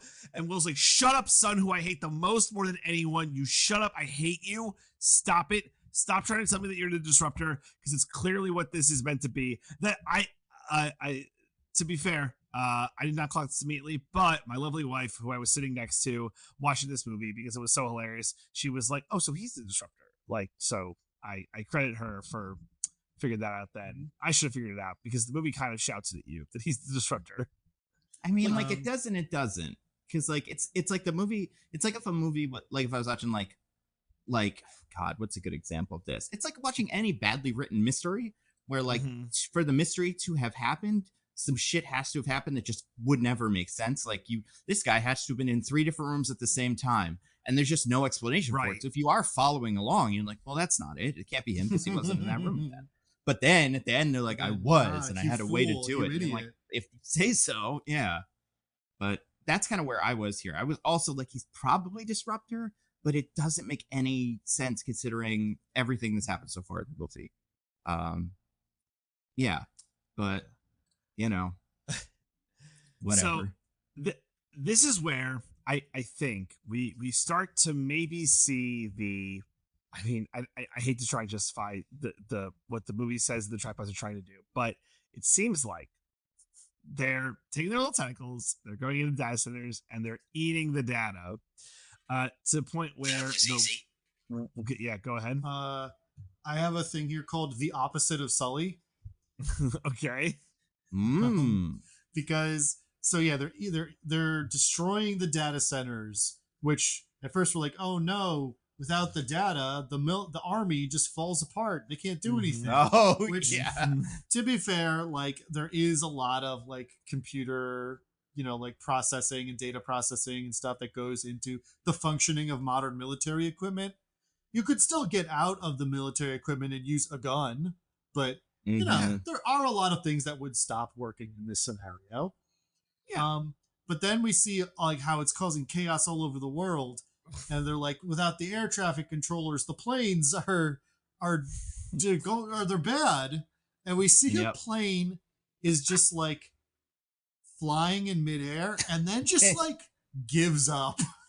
It just nosedives into the ground and explodes. Diggins, do you know what the Chiron is? What? It says that a plane falls to its death. And like it's bad when there aren't air traffic controllers, because air traffic controllers tell pilots where other things in the sky are so they don't collide with them. Yes. A pilot can still look with their human eyes and try to land a plane. No, it's still possible to do that. I mean, planes, one thing. The helicopters that start just flying in a different direction are the ones that really caught me. Control. Yeah, like I'm pretty sure. You could convince me that planes have autopilots, and it's just like there's some pilots just if the autopilot starts acting up, they go, "I guess we're going down." But like, helicopters just like die. That's what I mean. The opposite of Sully, because like, the only thing that explains what happens to all of these aircraft is the pilot sees that like the autopilot or like the data processing or the air traffic controller, any of that stops working, and immediately, just like lets go of everything. It's like we're fucked. I don't even care. I don't even care anymore. Not only that, but like we see footage now, which if we're losing all our data, who the fuck knows how we're still getting this footage? But whatever, right? We see the little screen of like the file folders going empty. But like, not just the file folders going empty, little servers that are like filled with water kind of, and then the level of water in it's going down, symbolizing that it's slurping all the data out with its penis, which is what this is. It's the penis of the tripod. It's just sucking it all right out. And so to the point where there's footage of like the military guys in front of some of like the howitzers, and they're like, shit, we don't know what to do. It's like, that's the one not data thing that you should be, you were fucking shit up earlier. Like, this should be fine. That's actually in the original War of the Worlds.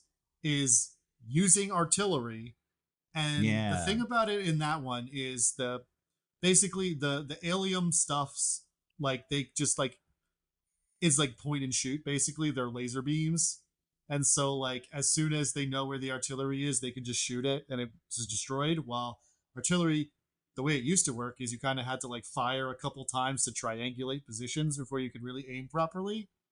But, like, once the artillery hit the aliens, it did kill them. Right. Yeah. So, like, in the source material is the proof that you don't need complicated data processing to use artillery.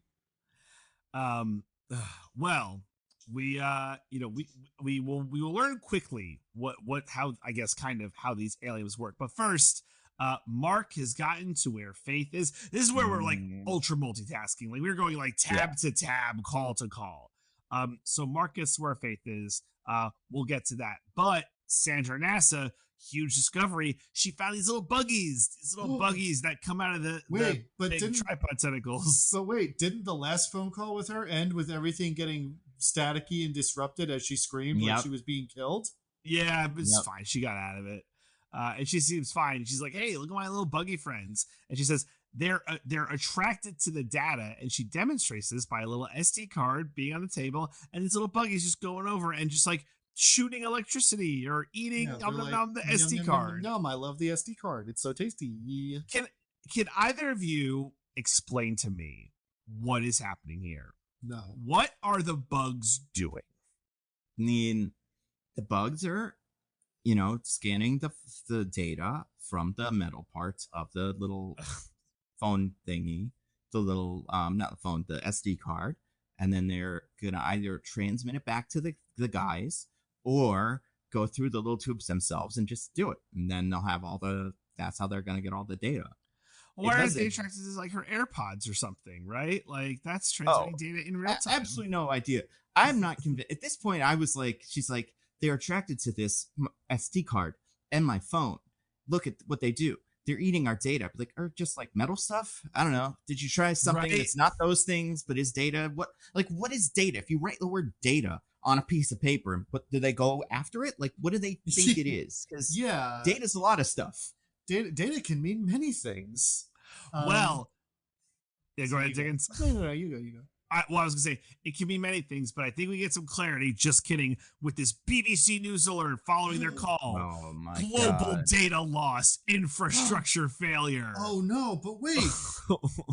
Data includes Facebook. Oh, no. Wait a second. But I'm sorry, but before that, this is just, okay, here are the implications of global data loss, including Facebook being gone. So we have infrastructure failure. We have oil tankers adrift because no GPS. Yep. Still got Teams calls, though. No GPS, but we still got Teams calls. So it's that good. Air traffic control blind, kind of implied already because we already saw the plane stuff happen. So I feel like we didn't need that one. Global blackout, grids down. Guys, I don't think it's a global blackout because these guys are on fucking computers talking right now. I do not think it's global blackout. Well, they're on the super secret government power grid. Well, but Fox News is putting out the global blackout alert. How the fuck are they doing that? Yeah, I feel like it would be the first one. There's a global blackout, and then just nothing. Then they kind of gets. I guess all those things that had electricity are probably not working either. DJ, this is very slightly in the future, so Fox News has been made the official news broadcaster of the American government by now. Oh my god. Also, I just want to I know it's an oil tanker's adrift, but we just see an explosion on an oil tanker apropos of nothing. Like the data's making it explode. There's footage of just cars just careening into each other, and it's is that bad drivers or is that data loss? As we learn later, DJ, if the aliens eat enough data, human society will collapse. Not because the data was important, but because that's how it works. The aliens will be super good. Or something.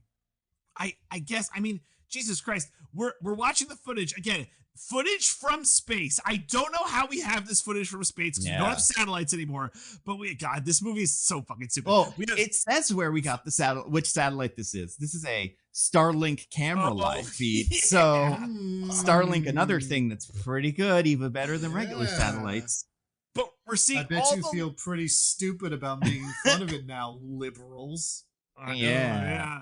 We see like in Fantastic Four when they're like, turn off all your lights, just lights around the globe shutting off, right? But yet, they're still broadcasting news and the government's doing their team's calls, and it's just so stupid. The stock exchange, the power is still on at the stock exchange. All the lights are fucking on. Like, also all the stocks are crashing. All the value of all the stocks are crashing. Just so they get that one lick in there. Society would have been just fine if the stocks were okay after all this. But without the hold stocks, on. The way she describes it is my favorite, even better. My favorite part of this little bit. Financial data is being erased, making everyone bankrupt. That's what she says. All the money is gone, which means everybody's looking at their wives. Go, I'm poor. Oh no, I'm ruined. And everybody puts on barrels and runs around because they're all poor now. They don't have money. Right. Can you imagine? Oh, thank you, aliens. You got them. Right? Yeah. It taught us a student lesson. debt, it's gone. Student loans. The aliens eat all my loans. I don't have a mortgage anymore. Yay. Yeah. Credit scores are all going to zero. Oh no. This is the plot of Mr. Robot, but instead of Rami Malek, it's aliens. Mm-hmm. Well, Diggins, you alluded to it. We see the most devastating of losses. This is the like feels like Back to the Future photo fading version of this shit. But he goes on Facebook. By the way, has no reaction to everything else, including planes falling to their death.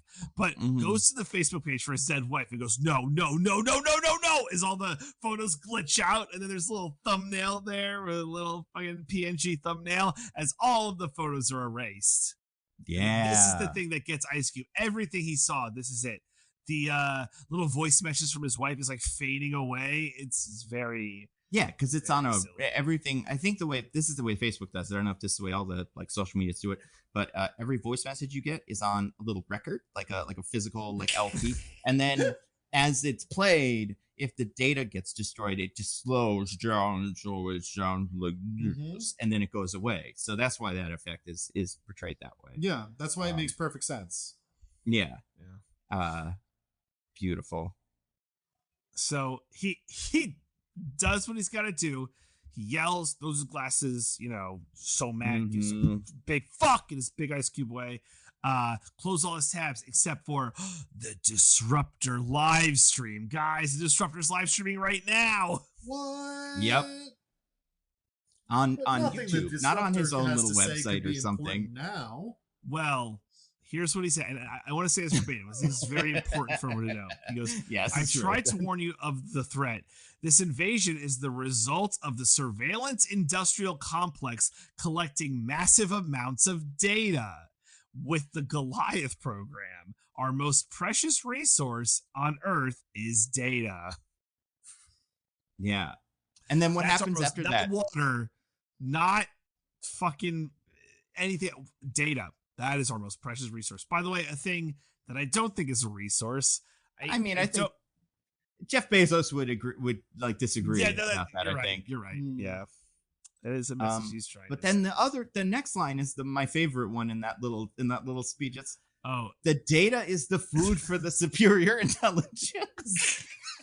You gotta have a better way to describe it than that, guy. Like, and you knew about this from before. Like, you've known about this for a while. Yeah, right. And like, it consumes data. And data is food. And the bones are their money. And like, so stupid. By the way, and the problem is that if the invaders eat all the data, it means the Earth will return to the Stone Age. I mean, yep. I think them blowing up our power plants is what will do that, sir. Wait. That was easy. Yeah. Why? Because we won't have data anymore, Diggins. No, then the invaders will have it all. No, but the thing is, DJ, it's specifically if they eat the Goliath program. That's right. That humanity will go back to the Stone Age. Right. The Goliath program, which we're about to learn, is just a surveillance operation that is somehow more invasive than the one Ice Cube does. I can't imagine how. We'll get there. Yep. So like can predict it literally, the future, kind the of. data literally could not be more useless to the functioning of society. That's true. Well, it seems like because the data is their food, when they eat a lot of data, they get new get big and superpowers, like the strong. ability to fly. And so I think that's what it is. I think they level up to like rank B or I something. see. It's not And that that's why it's not that not having this data would destroy us. It's that them becoming so powerful from eating all this data would destroy us. I think that's it, because that is the explanation, I guess, for why they can fly later and not now, because they have to get the data to eat it up. Yeah. Well, it's this is the part of the movie where because there's only a half hour left, they're just gonna start fastballing everything at us. So Mr. Ice Cube is listening to this. He's like, "Oh, this disruptor sounds pretty familiar. Let me actually try and see if I can decode this voice by changing the pitch and stuff." And he learns that the disruptor is his own son, David. Hold on. Yeah, please, yeah. please. That was easy. You could make his voice into literally any other voice on Earth this way. Yes, It's exactly. true.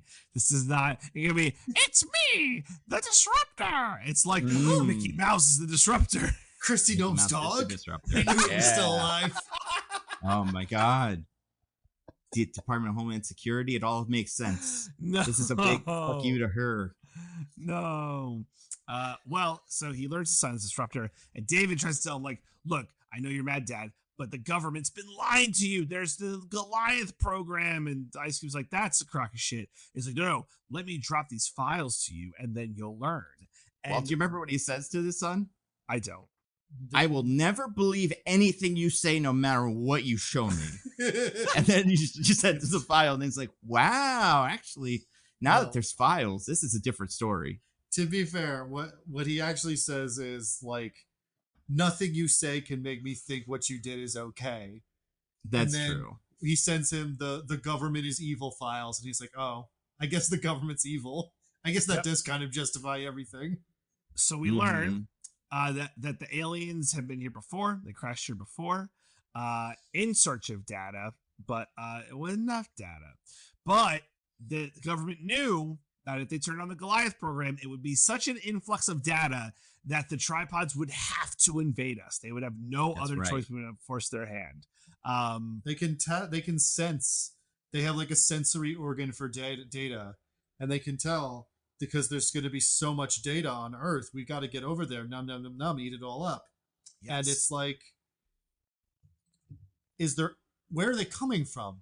Because there's nowhere else in the entire solar system that has data, no matter how much is gathered in one place. And if that's their food, then I guess we're a buffet, right? And if they're not in the solar system, how could it possibly be the case that the most efficient thing is to come all the way here to eat our tasty data? Yeah, because we have the most data. Nom nom. But who do we learn is in charge of this tasty nom nom data? Agent Coulson himself. What? He sprung up the Goliath program. So this whole part is so fucking stupid. I mean, earlier when I talked about bottoms upon bottoms, there's like 3 bottoms opening up at once. So Ice Cube angrily calls Coulson and says, "Hey, how dare you? You knew this would happen." And Mr. fucking NSA director, whatever the fuck, is like, "Hey, this is important. We'll be able to do anything with the Goliath program. It's super safe, and we're gonna be the ultra surveillance people." Not addressing the fact that doesn't matter. Society is fucking collapsing. What are you surveilling? What are you talking about? It's gotta find out what's in the aliens' Amazon carts. Yeah. It's not like gold that you're gonna fucking be able to hoard or something. It's like, it's a fucking surveillance program that's useless now. But he's acting like, ha ha ha, I've gotten away with my evil plan. I turned on Goliath, and there's something they can do about it, because the aliens can't even get it, because it's in a bunker 40 feet underground. Yeah, I was getting there. People emphasize so much how it's completely impenetrable because it's 40 feet underground, the deepest anything has ever been. Yeah. Oh, God. Like, and also, I do want to point this out, little detail. He plays a recording that Coulson made where he was talking to somebody, and this was recorded, I guess. Did either of you recognize how he plays it? I did not. Because everything else is visualized by like he opens a file and he looks at the file, whatever. Because this is an audio file, he has to play it on something, and it's Audacity. Oh yeah, he you're opens right. up Audacity on his own computer and plays the file. Also, the waveforms don't line up at all, but whatever. But weird that he has that. It's not the most secure program, I don't think. Maybe that's why everything keeps getting hacked. Maybe Disruptor made Audacity because like the idea that he's installed Spotify on his computer, I already don't love, but this really is like the last straw. Mm-hmm. But you know, Agent Coulson says, "All right, you're done," and locks him out. So immediately, somehow, yeah. What can Ice Cube do? Luckily, the Disruptor, I guess, is some kind of super hacker who can do things because he gives his dad access back with a lovely prompt. He goes, "Shall we play a game?" To which Ice Cube replies, "Hell yeah! Hell yeah! Let's go, brother." Listen, if kids didn't get the Staples reference, they're definitely not getting this. Like, it's just not going to work. But what was the other thing? Oh, one thing that every time I watch it catches me off guard. I've seen this movie 3 times. It looks like Coulson's in a bathroom when he says this. Only because he has white curtains that kind of look like a shower curtain. And it's not. It's curtains. But, like, nobody would get white curtains like this. And also, to do fun editing bits, for some reason, there's a couple of times where we zoom in on Coulson, or we zoom in on Ice-T, when Ice Cube, excuse me, when you zoom in on William Radford, when he's talking, because he's in the top right of the screen, but also, we zoom in on him when he's listening to Coulson, when Coulson's talking, so that we don't have to, so we can ADR all of Coulson's lines as well. But, like, what could they possibly have ADR'd? What was the first draft of this? That, like, they went, no, they have to have eaten the data. That's the only way it makes any sense. Because they do that thing where, like, sometimes someone talks and then the audio kind of gets scratchy or whatever. And that's always, like, to hide an edit in a thing like this. But that I've never seen, where they just don't focus on the speaking character, even though they are on screen. Yeah, I don't know. It's pretty weird. Well, it's the end of this horrible movie. I mean, more or less. So kind of, yeah. It's, you know. Well, I think maybe a button of mine has one more thing to say before the movie's over. That was easy. You see, this little button is just labeled, "So why are you here?" Because ultimately, Ice Cube's contribution to this whole project is that they have, like with Disruptor and all his buddies, is that he has DHS credentials that lets them get inside the system, right? Yep. That's right. But immediately before he joins them, Agent Coulson revoked his DHS credentials. And the only reason he gets them back is because David does a big hack and is like, "Here's all your credentials back." So why couldn't he just do that in the first place? Yeah, just grab them. I think he just wanted to make his dad feel like he was helping. Yeah. Well, like, and this inspires Will. So he's back in. Touchdown. Touchdown. He's back in. What does he decide to do? He decides to upload a Facebook video saying that he was the Disruptor and unleashes all of the Goliath info to, you know, all the people watching on YouTube during the alien invasion where there's been a global blackout and no satellites and everything's down. Yep. You just have to click the image on this YouTube video and you'll download all the Goliath data. Yep. That's how they work. I mean, like, if it's, you know, if it's hacked, then, you know, you could do cool shit like that. But they don't want you to. What do you like about this video, DJ? Do you love it? I like when Ice Cube's face appears over the hoodie. It's like, "It's me, I'm Disruptor." Yeah, wait, did he make that? Yeah, right. Yeah. Also, he got the head proportions. The like few minutes he spends in Photoshop really getting it looking right. Oh yeah, no. Instead, they just do time passing by showing us his like clock fading from one number to the next number. Yeah, which is the equivalent of like hands on a clock, I guess. But like, it's so much less cinematic. It's really funny. So, you know, and then so he does that, and then the Disruptor and his buddies are like, "All right, we're gonna upload a virus, and they're gonna virus the aliens, and then that'll kill them or whatever." Like how in the book with the cold. And like none of them even say the word Independence Day. And it drives me insane because they're doing Independence Day to it. But you know what? You know what someone in the movie does say multiple times? It's What? War of the Worlds. They do Worlds. bring that up. That's true. The president says it, and then everybody really latches onto it, which I get. It's a good, it's a good way to do it. You gotta rock with it. Also, real quick before we get off the video, That was easy. I just want to have a That Was Easy segment, and it's just that feels about right. Because Chuck Schumer writes an email, but they still make Goliath. That seems like what he would do. You know, be like, "Don't make Goliath, you guys," and then they just make it. And he'd be After like, with "Shoot." like fake presidents and fake secretaries of all the Chuck departments Schumer. and all these other like non-real politicians. Yeah, Chuck Schumer is the only made it real in- politician in the movie. Probably so mad. Mhm. They did nail that one, Nando. That's a good shout out. Yeah, that's what would happen. There's probably a Goliath happening right now because Chuck Schumer's And like, Chuck Schumer "Stop sent a it." strongly worded letter. Yep. Cory Booker did a big speech and then voted for Goliath because he actually, one of the data centers is in New Jersey or something, owned by Yeah. Kushner. Mhm. And we can't say no to that. But yeah. And Chuck Schumer knew about aliens too. It's not just he's like, don't do a Goliath. It's wrong. He's like, Yeah, attract it's the about visitors aliens. again. Mhm. What I like Oh, about man. it is that it's a private like communique from Chuck Schumer, but I'm pretty sure it's a tweet. That's how Yeah, it's formatted and how his name shows up. Mm-hmm. That's a good point. Yeah, he I don't know. Doesn't say. But yeah, I don't know. I really don't know. Do you Yeah. think the government Well- has a secret Twitter that's just for the government?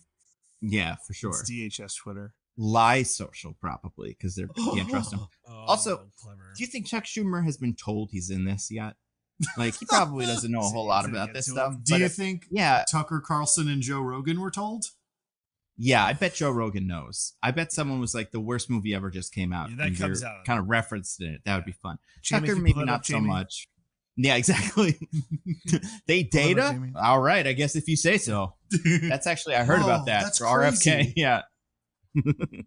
Is that why is that why the 5G is bad for us? It puts the data in our brains and the aliens want to eat it. That's true. Well, there's only one way to take down these data-eating aliens, and it's with a virus. So A rabbit virus, you know? rabbit virus. An old So- school rabbit virus. Sure. Yep. These are all words that are said that are supposed to mean things. So Disruptor and his buddies, they upload it, but oh no, it doesn't work. And the aliens, they like do a reverse because They do a reverse hack. Well, because Yeah. it's so stupid. So for everyone except Disruptor, they have their little like hoodie anonymous things up, and then when the aliens do their double reverse Uno card, it starts glitching out. You see their actual white faces. Like, oh god. Hey, one of them's in like Malaysia. Oh, I don't know. Whatever. But anyway, you see like the real faces, and then the tripods, they're no longer tripods, they're floating heads now. They detach and they fly and they go. They've eaten so much data. They're so powerful now. Yeah, they're They the go drugs from the to- Spider-Man movie. Yeah, exactly. Yep. It's way bigger. And Yeah. then they go and they kill all of these people because they got their IPs. But that means, oh no, they're gonna kill David, the Disruptor. And they go to Ice Cube's house and he sees his house get blown up and he's like, oh my god, no. But And then I love David, presumably for dramatic effect or just to fuck Yep. with his dad. Like Yeah. right before their house gets blown up, he just like very calmly and casually stands up and walks off camera. Yep. Mm-hmm. And in my head, I'm like, oh, is it because I'm like, oh, well, he's not gonna die here. Is it because he doesn't want the aliens to see him, and this is like a trick? Because like, if he said, "Hey, Dad, don't worry, I'm in the other house," they would know. But it doesn't matter because Skid tells Dad that in a second anyway. So the aliens could just go back and get him if they were looking at him. Also, their house is destroyed. But did you guys, speaking of like incredible shots that they didn't really think through, remember the shot of their house from like the sky? You know, where because he looks at it and checks it, and it's a big like bunch of fire and stuff. Right. You know what I'm talking about? Yeah. That house in the video we're seeing is in the process of being fire fought. There is water coming from firefighters. You don't see the firefighters, but there's water hitting it, and you're like, oh, it's good that they got here 1 second later to put out this fire. Right. And they don't everything even else is know good. it exists. Yeah, Nando, well, what the are we rest of the shit's supposed to happening. do? Not use the Getty Images footage? Exactly. I mean, it's so solid, and I love yeah, it. it's just amazing. Some of the implications and stuff in this movie is so funny. I want to, Oh my yeah, I want everything. So yeah, he was actually at someone else's house because he was about his IP. Oh, he's so smart. So okay, that didn't work. Now we basically we get the whole crew on. Sandra NASA calls and she says, "Hey, look at these little buggies. They are They got blood. metal. They're metal, but they're also blood. They're a hybrid organism. They're organic and They're inorganic at the same time. cyborgs? They're cyborg, Like from Zack Snyder's Justice League? yeah, whatever. There's fleshy bits too. So we have to bring together the son and the daughter. So they Oh my fuse god! the rabbit virus with Wait, her you mean- biology. You mean like the Lancet paper we saw earlier in the movie about how she made code that would make like things The kill cannibal themselves? Yeah, Yeah. Cannibal Code. She does it. She does that, and they combine that with the virus, and they did it. They have the thing that'll finally kill the aliens. Wow, it's a good thing that's not at all an incredibly complicated and delicate science that would take a long, long time to change like that. Who cares? And also, he's the greatest scientist that ever lived, I'm assuming, because she shows him. Sandra NASA calls him and shows him the zoom of the little thing, right, of the little bug. And first, she gets like the first layer, which is just whatever the fuck it is. We can't really see it. It's like in black and white. And she says, "What do you think this is?" And he says, "It's just silicone and like metal, right?" And she's like, "Yeah, of course." And then she zooms in more. How do you know, dude? It doesn't look like fucking shit. You can't, like, the blood looks like blood, but this just looks like nothing. And he's What, Nando, just, you never but just look at silicone under a microscope for fun? I guess not. I mean, not enough to be as cool as him. I'm also convinced he doesn't recognize this blood until she colors it red. And I think she did that because she, like, I'll have to explain this to him if I don't do red. Blood. Yeah, you know, it's blood. Well, so that's what we gotta do. So we gotta get. So they have Mark has it on a USB flash drive. They gotta get it to Will because he doesn't have one. He doesn't He's have not a allowed. flash drive. Doesn't have What? it. So how are we gonna get it to him? Well, with the Wait, coolest new we have thing, like a phone and a charger or something? We have a lot of options here, Will. yeah. You have a computer tower. Just pick it up and run with it. Whatever. I also he's like, you can't bring a flash drive in here because it's government agency. If I took anything out, they military. And I was like, you can't leave with a flash drive, but right, but wouldn't that be by far the safest way to bring data from one physical location to the other? Well, I guess, like, yeah, they're talking about the kind of, like, I imagine in this movie, they're thinking about those CMs where, like, people leave flash drives in, like, you know, parking lots and just put them in your computer because they're an idiot, and then, you know, it uploads a virus. But, like, yeah, I would assume these people are smarter than that to just, like, take a random one. I would think that they have them, like, I think what he's saying is, like, I can't bring in a flash drive from home because then if I put stuff on it, you know, then I'm a wanted criminal, so they wouldn't let me do that. I'm like, but they don't have any here in the office for moving things physically across locations through a vector by which it is impossible to hack because it's just being physically moved. It's probably one of the Chinese containers. He didn't look. Yeah, that's the thing. I bet there's a flash drive you can see in this background that they forgot was in there. But it's okay, guys, because Mark has the greatest new delivery thing that's going to be here any day, even though we haven't seen it yet. Prime Air. I love it to him. How much media has decided this thing that never happened. Yeah. Yeah. So that's what he does. He's like, you go on Amazon, order it.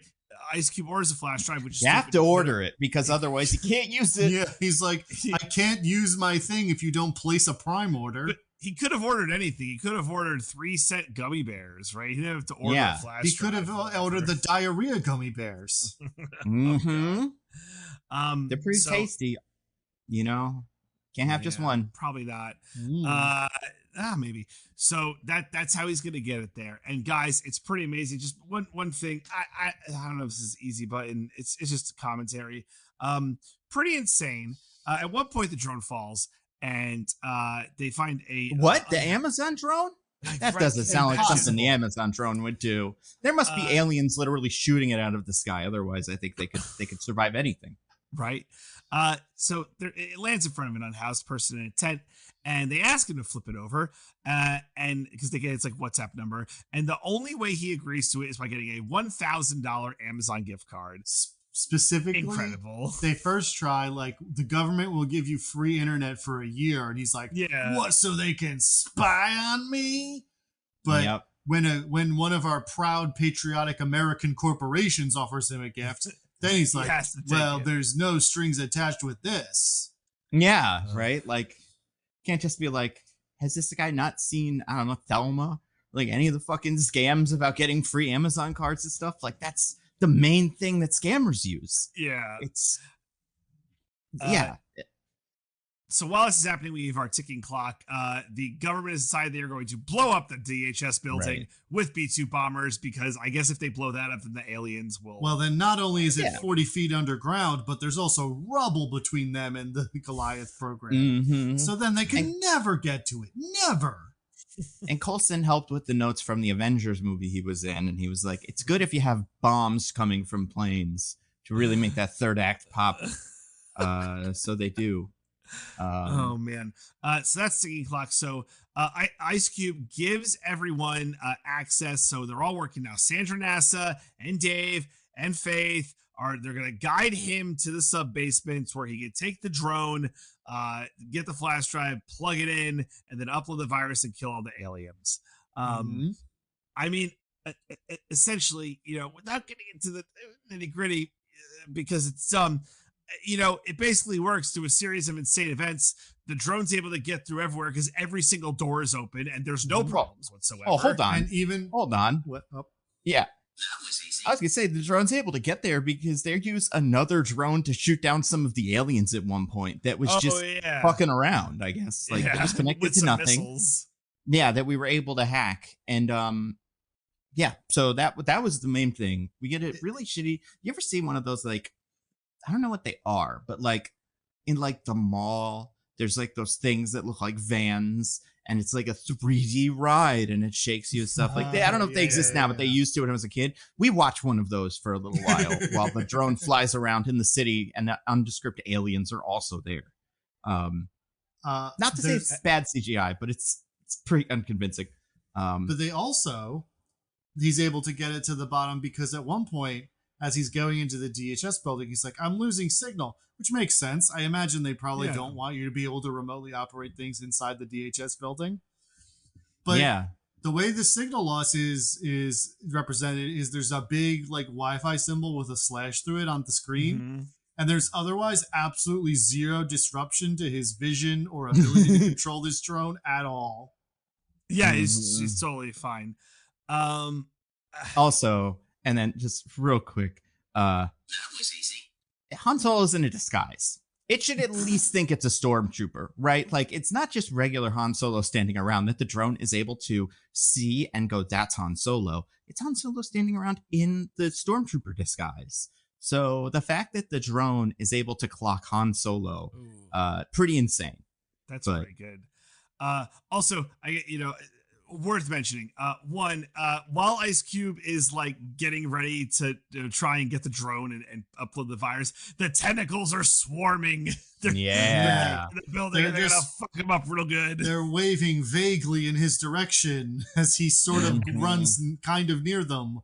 We see it in such bad resolution because it's like the whole time we're tracking Ice Cube, he WhatsApp calls them, but they're also using like the CCTV cameras, and it's all just like a smorgasbord of how like we're viewing Ice Cube during his adventure to get to the fourth sub basement. Although we did gloss over DJ's favorite part of the movie. That was easy. Guys, being a parent is hard. Yeah. Oh my God, dear Dave, or excuse me, dear Hope, or Faith, and Dave. Do you want to talk about this, Diggins? Because it's so funny. So he actually starts writing this quite early in the movie, but finishes it now before they do all the big final thing, where he's writing an email to Faith and David about how he's like sorry he was a bad dad who constantly violated their civil liberties. Yep. And the subject of the email is being a parent is hard. It's true, though. Being a parent is hard. Which is like, it's always a good sign when your apology starts off with you giving yourself an excuse. Yep. Hey, but hey, also, Will, yeah, you got 8 minutes to dead. They get it. Like, just go. Yeah, you could say those words to them in words while they're doing this. Yeah, But tell also, them when you're running down. It takes you a while to run down. Well, Like, again, guys, I'm sorry. It saps your vital male energies to actually express That's feelings true. out loud. Writing them down is a loophole, but it's only a loophole you can use if you're in a scenario where you're about to die. Yeah, and write it in paper or something. I'm pretty sure the aliens that are in your building right now are sucking all the data out. It's not going to get to them. But I love that earlier this thing comes, this letter is just Dear Faith. And then right around now, he adds and Mark, or excuse me, and Dave, as if he's like never, like if before he was like, I really want to tell Faith I love her. But right? Dave Yeah. fucking still Dave bought a $250 video game instead of worked at the NHS. So, I mean, he knows how I feel about him. It's very clear. But yeah, he gets added to the will later. And that's really great. Also just worth mentioning. So, Will's the best, he gets in that flash drive and they upload the virus and it's so good. Those B-2 bombers are still blowing up the DHS building. Yeah. No, yeah. BJ, we see the countdown is at 3 seconds and the aliens start dying and they're like, never mind, we're not doing it now. There's no, you just in case, right? Like command wouldn't get to them fast enough to be like, bombs away. Like there's no way. Maybe 3 minutes. Yeah. But that wouldn't make for a very dramatic final bit of the movie, would it, DJ? Will is dead in a pile of rubble on top of the Goliath program, which is maybe fine. Maybe the Goliath program's okay. Yeah. So. Also, I just want to point this out because it really bugged me when I watched it. When they're going to get into the server room, they can't do it because there's a lock or something. And Will tells Faith to watch footage of someone else opening the lock to find the password to get in, which that's why you don't have these, but whatever. That's why the cameras are usually specifically not pointing at the devices like this. But either way, she does find video of someone using it, and she says to him, it's 111983 or something. We only see 5 letters entered, and then also she says it before we see the numbers being pushed in the video she's watching. So she's like, they completely didn't match these things to each other, and it just looks really stupid. It really bugged me in this moment. Also, Move Bitch Get Out the Way. That's pretty good, isn't it? Remember that song? I'm like, song. Hey, that's not an Ice Cube song. Do you not have a song that we could make part of this? Like Ludacris is cool. I like that song, but like, doesn't Ice Cube? Well, they do that bit in 22 Jump Street. Yes. Yeah. That's right. Yeah, I'm surprised at no point there's no point where he does that. And also people mention this, that he has the same reaction finding out, I think someone was on the stream, his reaction to finding out his son is secretly a cyber terrorist is the same reaction. It was like a slightly more muted reaction than the one he gives Channing Tatum when he finds out that Jonah Hill's fucking his daughter in that 22 Jump Street movie. It's pretty good. That's what matters to this character, his family and daughter's not being, sexed by that guy. So, I mean, at this point, he doesn't know how great Mark is. So that's, he just seems like a buster, but it turns out he's actually a hero Amazon man. The buster was the only one who gave him his DHS credentials back. So that's right. Yeah, and then we cut to maybe everybody died. Maybe. No, maybe. They're all good. I mean, well, only Will was the question mark. We knew everyone else was fine. That's true. Yeah. Is it Will be okay? And the answer is yes, because what the fuck would have happened? The tentacles were just kind of around him, and they eat data. Yeah, so. And we already saw them completely fail to kill Eva Longoria. So why would they kill him now? Like 3 times. Yeah, so he's fine. He got to wear his Grandpa Shark shirt. That was a Oh, cute one- shirt that kind of looked like Ice Cube. One other little detail that I also clocked when I was watching the movie. Faith sends we see this thing opens when Faith reads Ice Cube's email, presumably for the first time because it's unread, I think, when she opens it. But like she knows he's alive at this point. It's the one that he typed to her. Being a parent is hard, but we can see the preview that it gives of the email that's in the same shot as the email is not the same preview. It's not previewing this email. It's previewing the Dear Faith being a parent is hard email, but it doesn't have Dave in it. I don't know how they did this. But this is just like if they fucked up this too. It's really weird. How many things are on screen? Animate a and they second email? But they animated one part of the second email, right? Like they animated the part that had Dave in it. I just, if you're gonna make a movie like this, it's cheaper. It's it's somewhat more immersive. If it is, it's not. But like that could be possible in a version where this is cut. But like you gotta get this stuff right. Otherwise, it just sucks. This is like apparently how Ridley Scott just didn't move the lights out in Gladiator 2 and had people Photoshop them out of the set because he was bored or like didn't want to. And this feels like that, where they're just like, who cares? Nobody's going to notice. Yeah, I don't know. It's pretty good. Is there anything else? What else is cool? Nothing. This movie's bad and I hate it. And Nando, remember the Secretary of Defense is like, Ice Cube, we want to promote you to the second position at DHS. So we want you to take over the Agent Coulson job, I guess, because those are the only two jobs that exist in this department. And Ice Cube's like, nah, I'm going to be watching you now. Which, yeah. What? I mean, I guess watch an awesome hacker guy, so that works, I guess. He's like, I'm Hacker Man now. I'm Disruptor as far as anybody knows. And he's done this really awful Photoshop of his face, half his son's face under the Disruptor hood that made it into the Intercept article about this that Joe Rogan favorited. So I don't know if people know who he is, but yeah, he's like part of it. Right. They got the greatest commendation ever, Joe Rogan's approval. Mm-hmm. Yeah. That's how the movie ends. Literally how it ends. Do you think Ice Cube in this movie shows up on Joe Rogan's podcast? It has to. Well, I think he gets killed by the government first.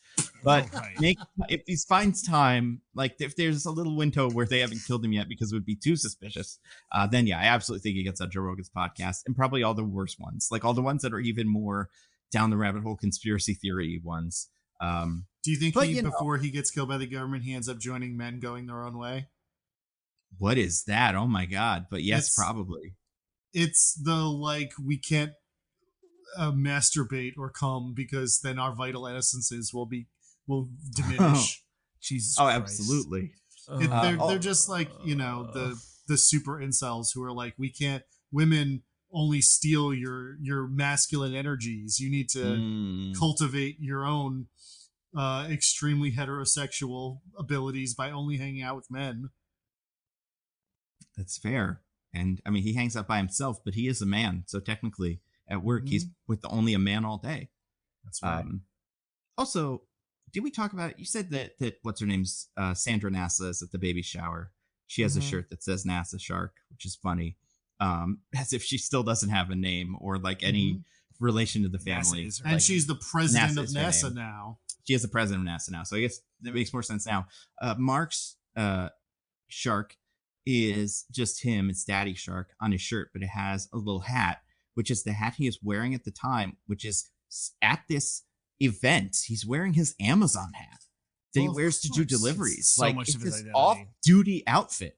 Well, Nando, what makes you think he's off duty? That's true. He may have like they added like deliver this and then this and then this. So every 5 minutes he has another delivery there and just handing them things out of the back of the truck. It's very clever. What'd you think of the credits for this movie, by the way? I forgot. So they put like bloopers kind of, but not really. Yeah, not like fun really bloopers. Weird. Just a blooper where someone goes like, I gotta do the thing. And then they kind of stand there for a second like, was that good? Yeah. It's it's really awful. And like I imagine filming this was really horrible because they did it during COVID and everybody was in their rooms. Because you're just shouting stuff into a blank screen and then waiting for the director to whatever he was doing that wasn't watching the performances. Just making him go like, huh? Yeah, no, that was cool. It's awesome. Do you think? I mean, this seems to be a hit. Like people are watching this movie. Well, it seems to be how bad it is. A negative hit in that people are watching. I mean, for reasons a like a hit. No press is bad press, right? Yeah. I feel like they. I don't know if it's at the top. Let me see. Amazon. Do they do like rankings? Yeah, they must, right?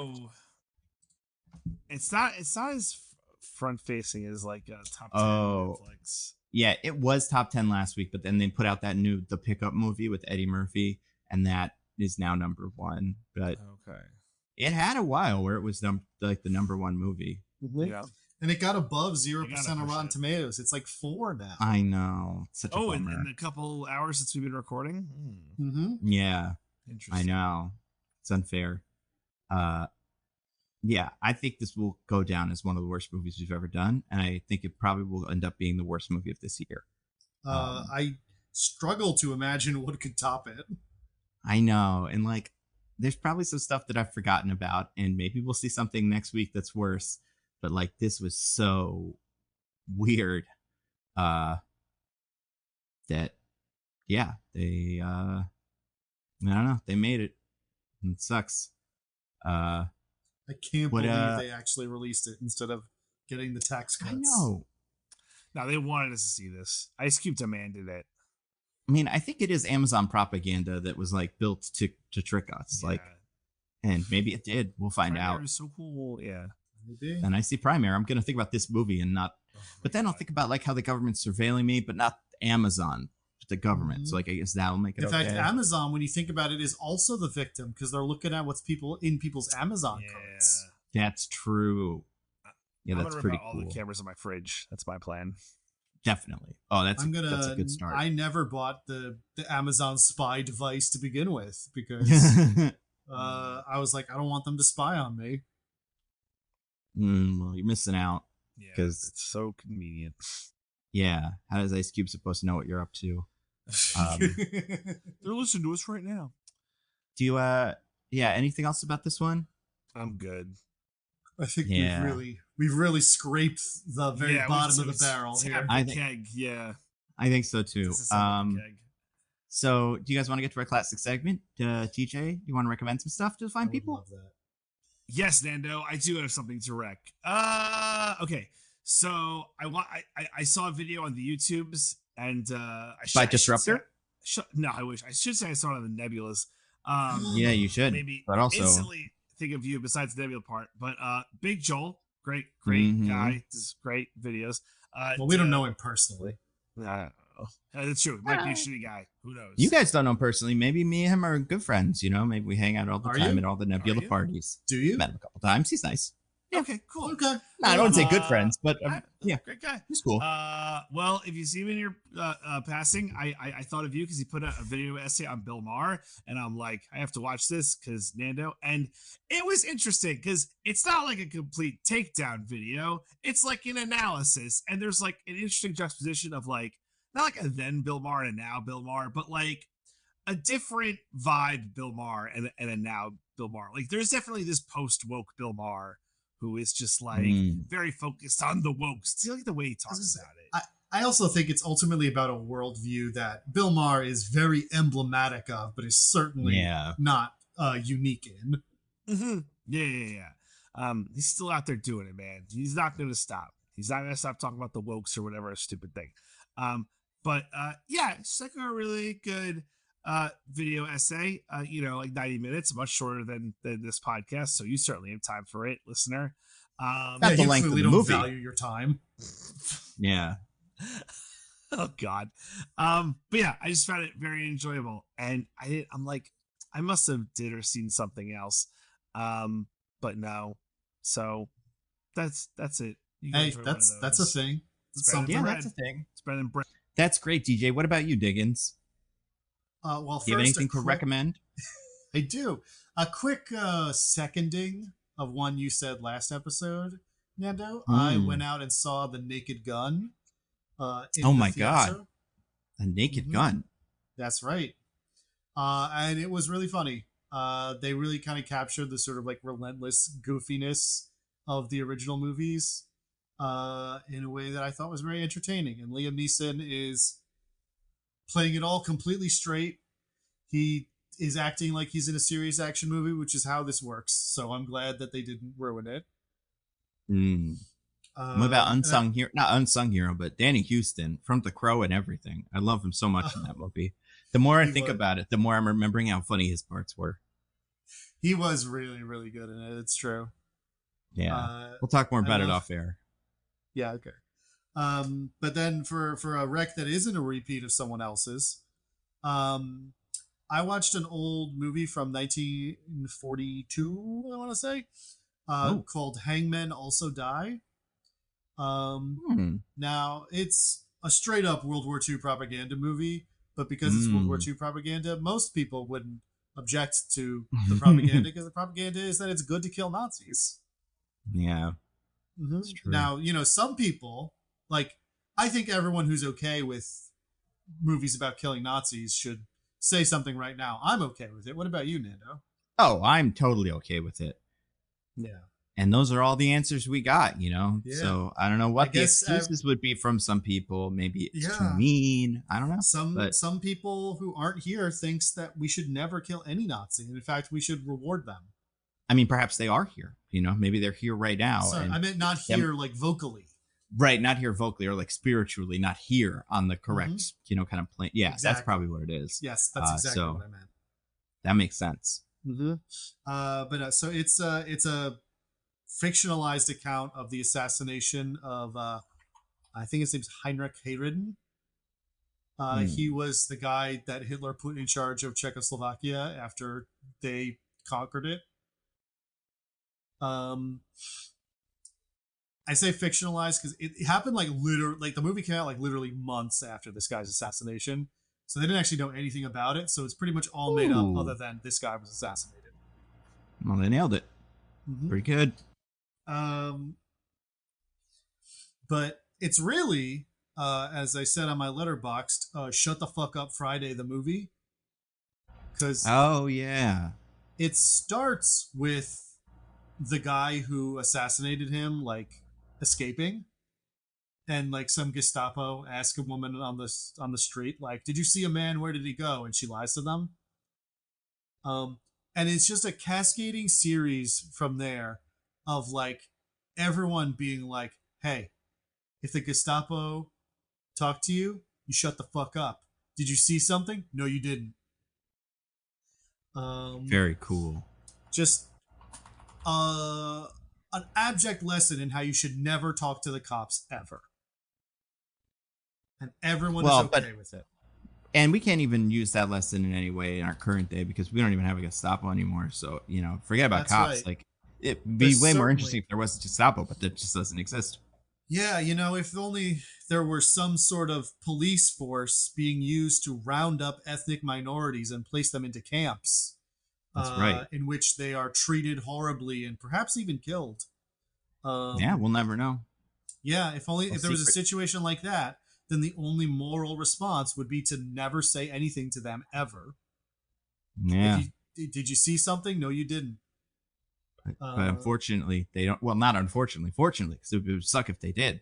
But, unfortunately, for the example, they don't exist. We're all so glad that there isn't anything like that.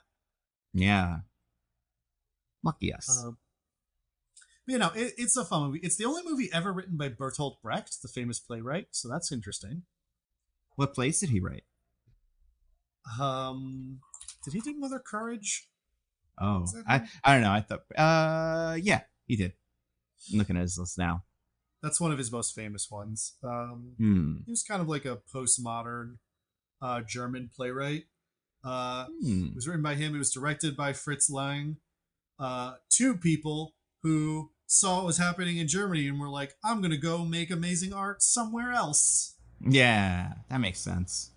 Good for them. And I was actually talking to a friend about having watched this movie. It's like, it's interesting how Germany pre-World War II, or pre-Nazi party really, had a really vibrant and prestigious film scene. It was like one of the biggest film scenes in the world, like almost like next to Hollywood. And then the fascists came to power, and all the people who made good movies left, and they've never gotten to that level of prestige ever again. Yeah. Luckily, that's not a problem for anybody else.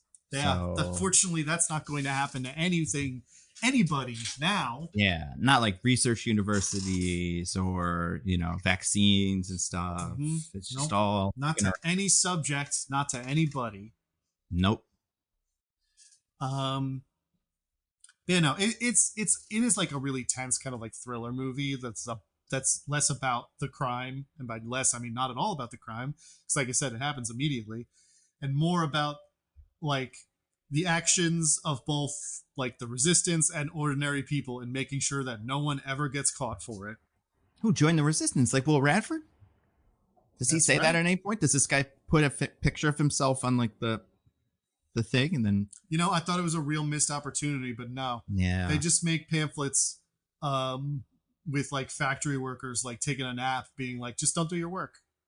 Just don't That's do it. Pretty cool. Yeah. Message to you, Superman, Dean Cain. Just don't do it. Stay at home. But yeah, so those are my recs for this week. What about you, Nando? Anything to rec? Yeah, I mean, I will second the Big Joel recommendation from DJ. I also watched that video. I also watched and liked that video. And I love Bill Maher. I'm like everybody else that is cool and smart.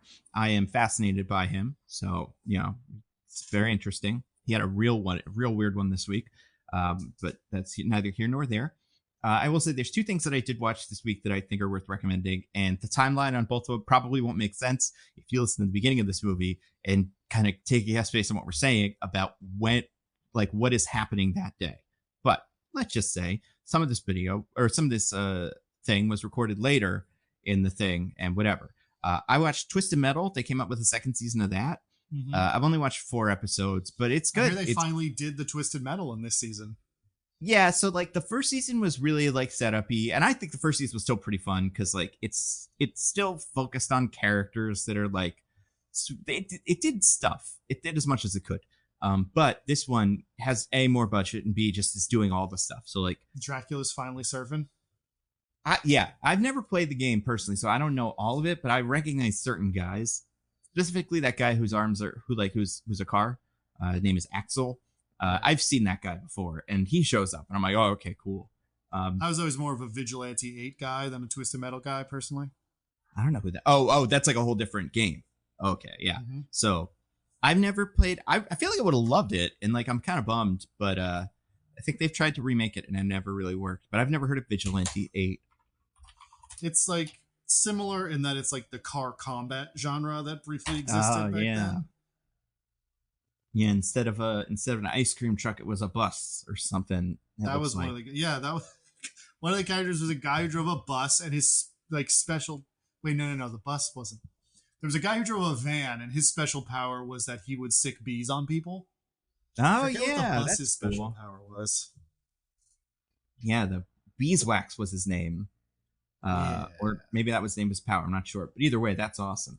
It seems like the bus guy's name was Molo. Besides that, I got nothing for him on the thing. It looks weird. This game looks fun, though. Either way, Twisted Metal's fun. It's a show. Like this show they are doing, Twisted Metal is like a tournament.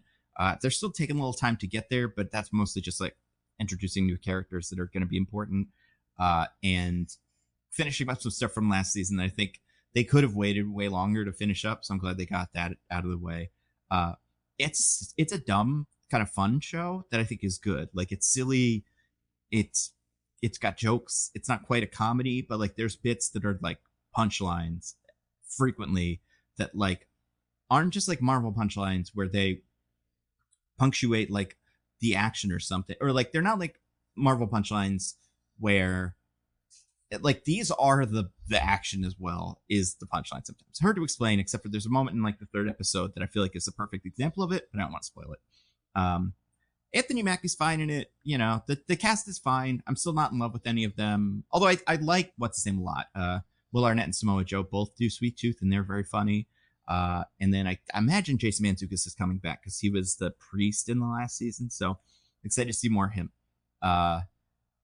So there's that other thing, and this is the one that I think can't make sense considering when we recorded the first half of this video, of this podcast. I watched the movie Weapons, the big new horror movie by what's his name, by Whitest You got Did to You Know see guy. a special preview screening of it. Yeah, when we started recording this podcast, right?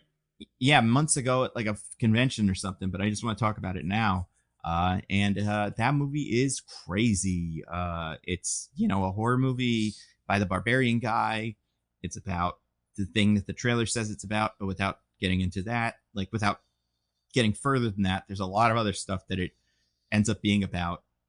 I'll say the best sell on this movie, besides some of the stuff that happens, it's just really wild, is that it has what has been described to me, because I have not watched it, because I haven't had 3 hours to kill, very Magnolia-esque, where it is like a bunch of things happening in a town, and we see it from different characters' perspectives, and that makes it interesting to rewatch and stuff. That element of it does play out in a really fun way. I think everybody in it is really good, but I'm the most like into Alden Ehrenreich's performance because his character is very interesting, and like just one of those characters that it's funny to watch do his thing. Yeah, I think it's quite scary. The jump scare parts are jump scary, but you know, if you can get over that, it's a really entertaining movie. And when it comes on, you know, VOD or whatever, just take it, you know, watch it scene by scene. If you want, go online and figure out when the jump scary parts are so they don't scare you if you don't like those. But the rest of the movie is very entertaining. And Zach Krieger's really cool. He's making a Resident Evil movie next. I'm curious to see what that ends up being, because apparently it's not based on anything that happened in the, like, it's not doing the stories from the games already. It's like its own thing. So that could be cool. I can't remember. Did you ever watch Barbarian, Diggins? Yeah, I like Barbarian. Okay, so yeah, you'll hit Weapons eventually, probably. And it's getting a lot of good like love on the internet. And like I think it made a decent amount of money. Apparently, it's another hit from Warner Brothers, which has been just crushing it this year, which is why they fired so many people. But they have like between this, Final Destination, Superman, like they've just had a really good year. Sinners, and that's great. What are we doing next week, you guys? So like that's complicated, but what are we doing next time people hear us is maybe the better question. It's time for that charity stream we keep putting off over and over again. That's right. But as far as of now, even though I scheduled the doctor's appointment that day and then I had to change it because I forgot, so we almost dodged a bullet again. But it is currently listed for August 14th. That is a Thursday. It is coming up real soon. It is at 5 p.m. and we are each going to, me, Diggins, and DJ are each going to pick a movie, and we don't tell the other one what it is, and we're all just going to watch them. We will share where we are in the movie and like what movie it is, so you guys can watch along with us, and we'll be raising money for, what is it, the Trans Law Center, is that what it's called? Transgender Something Law like Center? that. Transgender Law Center, yeah. And so that'll be going on throughout the whole thing. With the usual fun, you know, things where if you come in and like want to, you know, make us watch a thing in the future, that'll be there. And by the future, I mean like sometimes the far future, but still the future. Future's still happening as far as we know. And that'll all be great. Unless it doesn't, you know, we're recording this in the past, which is not the future yet. But that'll all be on YouTube and stuff, and check out the Discord and our Twitters and stuff. We'll put information out about it as it's happening, so it'll be easier to find. Do you guys have anything to plug? DJ, what about you? Do you have anything to plug? Yeah, check out Roses and Rejections on the Pop Break Network. We're doing Bachelor in Paradise. Also, you should check out another podcast on the Pop Break Network. It's a limited series that my wife Michelle Chapman and Bill Bodkin, best on my flow. Limited series Someone else, podcast probably. your wife and Bill Bodkin are doing. Oh yeah, they're doing a limited series called "It's a Pod World," and it's a pod series where they're interviewing different Disney content creators. Okay. So the first one they interviewed was AJ Wolf. She does Disney Food Blog and Food Blog, and she wrote a book called "Being a Disney Adult," which is kind of like about that. I don't want to like give away everything in the interview here, but the nature of the book is kind of like, you know, exploring your passions as from childhood as an adult, but also in a way, you know, how it's kind of like, I don't know, Disney adult is not a like positive term, right? No one's like, oh, you're a Disney adult, and being like as a compliment. It's usually in like the pejorative way.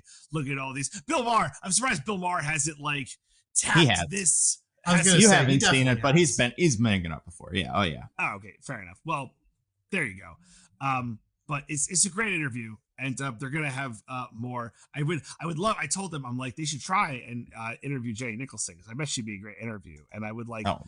I'd love to hear her takes on stuff. Sure. I mean, that's the thing. There's so many Disney adults there that have Yeah. like blogs and things. It's such an ecosystem.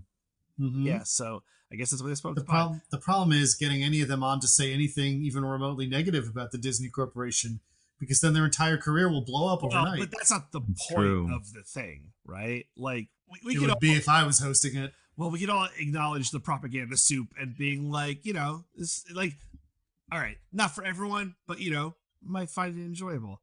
I was just plugging stuff my wife's doing because I'm cool like that. Wow, look at this MFer who loves his wife. She has Yeah, sapped wife all guy. of my energy. I am in All of your energyless masculine husk. energies are gone. We can Mm. see that Mm. because of your 2 children.